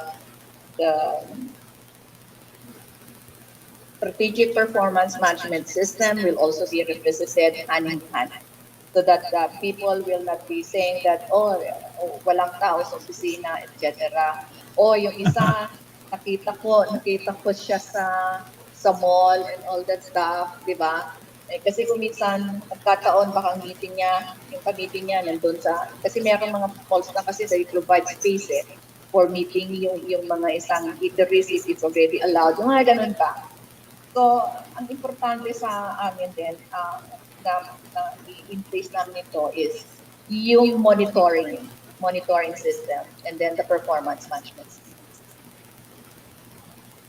Salamat po, salamat po. At maybe there may be other questions. I have one more, but I can ask it later. Meron pang naka-up others. We have guests from the National Police Commission, DepEd, and GSIS. Yung iba hindi naman nagpakilala kung saan sila, but I'm sure there are government employees or officers with us here. Please feel free to ask the chairman of whatever concerns you have. Meron ba? Yeah, these shoot your questions. Dole. Can be posted as well in the chat, or there's a chat here. Yeah. While we're waiting for the questions, my final question has to do with cybersecurity. Kasi government information, work, etc., a lot of it needs to be kept secure, especially depending on the kind of work people are doing. The other aspect of it is that government handles a lot of private information. For instance, the health department has health records, PhilHealth has same thing. There may be privacy issues relating to finances or where people live or how many children. Even civil registry information is private, no? So what arrangements have you discussed, particularly with DICT, I presume, to ensure that personnel who are working from home or other places have ample security, so that data is not illegally accessed? Thank you. Thank you. I'm glad that you asked that, Sec. I just wanted to know that all government agencies, this is a directive from TICT in light of the Data Privacy Act. Uh, every agency has to designate what they call the person who's in charge of this. And they have been trained on this matter. So I'd like to believe that the government agencies have already in place a mechanism for which their data privacy officer would be trained. And in fact, in the case of the Civil Service Commission, there was even a tasking who does what, who will monitor, and all that stuff. So there are already, we have created who can only have access to these documents. And then we are now in the process of crafting a policy. What are the information that we can share that are allowed under the Data Privacy Act? So I think individual agencies should also come up with their own policies that is in line with the Data Privacy Act. And I think the first time that this was became more evident, the need for securing information that the government agencies are under their custody. The ICT has been calling for meeting every now and then just to ensure that the cybersecurity should be in place. But just to let you know that even the commission at I think if I'm not mistaken, in the middle of the COVID-19, our system was also uh, the ICT was able, no, I think it was National Privacy Act. Okay. National Privacy Act was the one, sorry, it's not the ICT, but it's the National Privacy Act that asks all agencies to have a data privacy officer person. And they were the ones who was able to monitor that there were some documents, data that might have been breached in our agency, and then they did the investigation. And we're glad to tell you that our while seemingly there was an incursion, but the critical data under our custody were not penetrated. So this is our people who in our in ITD, Information Technology Division, are on the lookout every day. Even at home, they check on our system to make sure that we will be protected from this. But of course, I can also surmise that as the technology becomes more complicated and more modernized, there would always be some people would be able to penetrate uh, whatever we have put in place. So, but I think putting designating data privacy officers per office will help a lot. Thank you. Chairperson, Thank you. thank you, Secretary. Chairperson, we recognize Ama Karisma Satumba. She's Yeah, gonna ask you a from question Dole. from Dole. Hi, Chair Alice. Hi, Director Cha. Good afternoon. Oh, good. Nice to be with you here po, ano. So, ma'am, I would just like to thank and commend you really for the issuance that you released no on alternative work arrangements. It's greatly benefited the institute since we are a research we are a research institution and policy in charge of contributing to policy making. So talagang akma-akma po sa amin yung ni-release nyo no. And because of that, we were able to maximize and harness the use of technology. So online na po yung processes namin. We are able to work remotely, no? Full work from home po kami. Talagang konti lang ang aming natitira sa opisina kasi since online ang processes namin, we have all the systems, we have a performance monitoring system. We are effective no in remote work, and I'm so happy to know that you are planning to institutionalize this kind of setup even post-pandemic. So I think it will work for a lot of agencies that don't have a frontline work. So yun po, maraming salamat lang po, Chair. Okay. Thank you. Thank you. Are there any other questions from the other government participants, public sector? Kung wala na, There's Ma- one, Miss, meron pa? Sige, sige. Go ahead. Miss Mayi.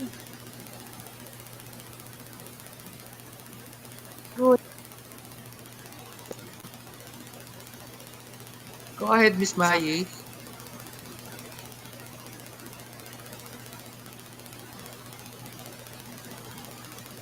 Nakamute. Miss Mayet, go ahead. Mayet Porio, please, you are recognized. She's on mute. Can you please unmute yourself too? Mayet? Paki-unmute. Oreo is the last name? Yeah. Ano Yeah. siya? From DSWD. The one from civil service, si Ping Porio. Oh. They're related. Okay. Ano na po? Sir, we accommodate first your question, Sir Tony, if you have one. Yeah, more than 50% of the civil servants are teachers. Are there any, specific concerns that the teachers are having with regard to this COVID-19 pandemic? Of course, yung students sila are also online lahat, karamihan, modules and all those things. Are there any specific peculiar or specific problems on teachers for as far as civil service is concerned? Well, I think you must have read about the concerns of the teachers that are being brought to the attention to the DepEd and even to the Civil Service Commission. This is about the overtime pay. Yes, And yes. overtime pay because of the extension. It's not actually an extension of the classes, but it's more of the change of the cycle of the school calendar because of the pandemic. And there are discussions that are ongoing, and just they last Monday, I think, I received another letter from the Fed because they were instructed by that they need to discuss with us again on the matter of the payment of overtime. Okay, so those are the things, and then of course their proportional um, leave credits or something, because they have a different system for availing of leave credits, but DepEd already issued that for every during the pandemic, as long as they have been required to report, they were given additional number of days for every day of reporting. Any other questions from the other participants from other government agencies? Kung wala, Wala yes? na si Ed. Kung wala na, Wala na po, and then if so kung wala na po, I'd like to really thank si Chairman Bala for making time really. When we issued the letter of invitation to her, I think some time ago, she readily accepted the invitation. Meetings, despite of tuloy-tuloy pa rin yung mga meetings, ano? And she was trying to move the meetings. Tuloy-tuloy pa rin yung mga conflicts. But she was the one who suggested na, since she accepted the invitation, para siguradong hindi magkaroon ng problem, tinape niya yung talk. And then, we placed her in the last portion of the program so that matapos na yung mga meetings niya ahead. And luckily, she was able to make it here in our question and answer. So, ma'am, for all of you who don't know that si Chairman Bala was my former boss in the Development Academy of the Philippines. She was the chairman of the board of the team and was president of that. So maraming salamat, ma'am, at napaunlakan nyo kami. And we owe you a lot for this opportunity to join us here. Thank you very much, ma'am. Uh, Tony, you don't owe Yes, me. It's a service to you and the rest of the public, the bureaucracy. yes, ma'am. It will be my pleasure. I always ensure that when we discuss about policies of the Civil Service Commission, I would like to make myself available except Yeah, when we would have this meeting. So yeah. it's a pleasure and I'm really very happy to be part of this webinar. So maraming salamat sa inyong dalawa at saka sa lahat ng mga nag-participate who are from the public sector. So By the way, for those of you who don't know, our president in Censei is also a former chairman of the Civil yes. Service Commission. So, nagka-vibes yung dalawa sa tanungan kanina. Oh, parang na-anticipate mo na kasi yung tanong. Thank you. Yeah. It's Rick, may sasabihin po ba kayo? Well, I think we're about ready to end. And again, my appreciation and thanks to Chairperson Bala. Salamat po sa pag-unlak niyo sa amin. And all our speakers today, Microsoft and the Department of Labor and Employment and the Employers Confederation of the Philippines. This is a new uncharted area, work from home, that we have been forced into by the pandemic. But at the same time, I think the experience has shown us that there are a lot of advantages in it, for not just the employees, but also, of course, our, both our organizations and our clientele. At palagay ko, the lesson here is that work from home not only is here to stay, but in many ways, in the different areas, it is the way to go. It is the better way, no?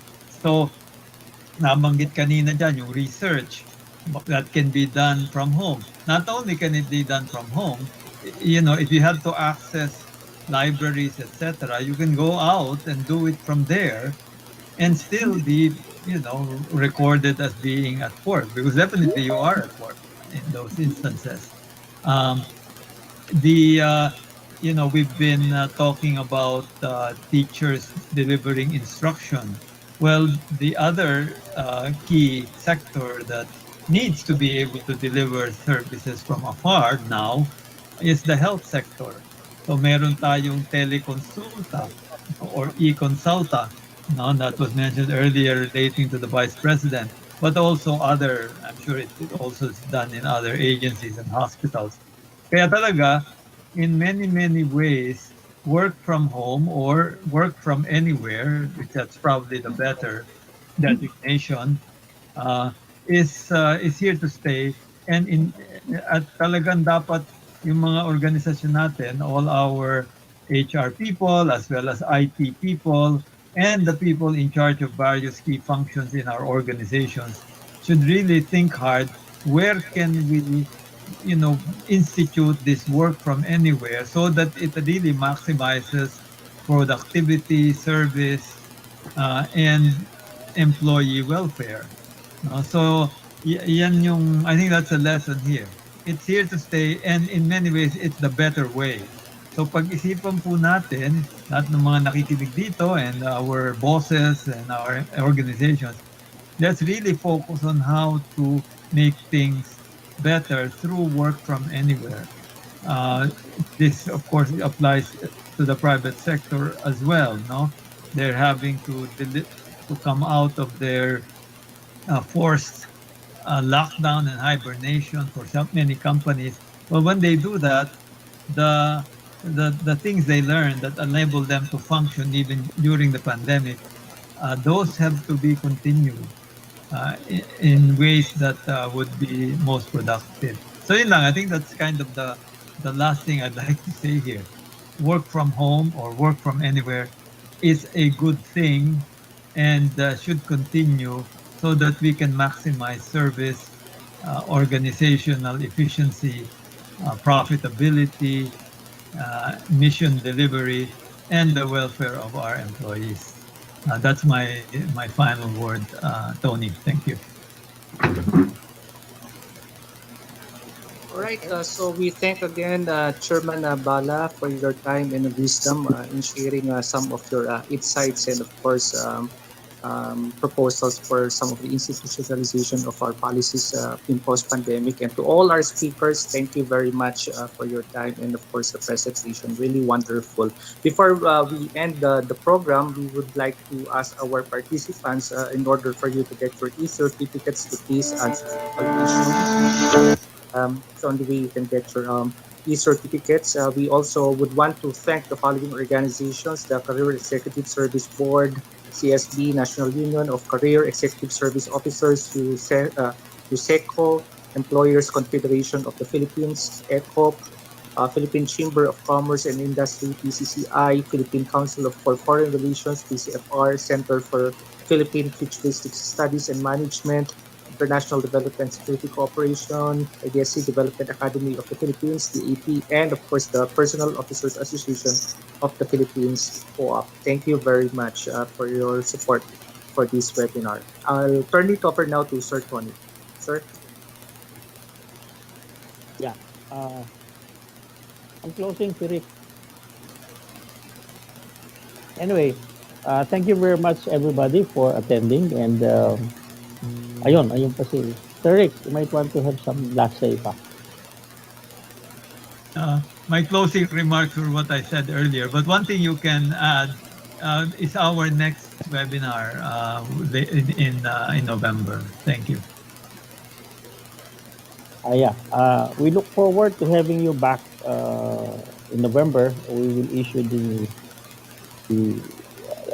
invitation again. We still have 3 weeks to plan for it. So looking forward to seeing you again in November. Thank you very much, everybody. Salamat po.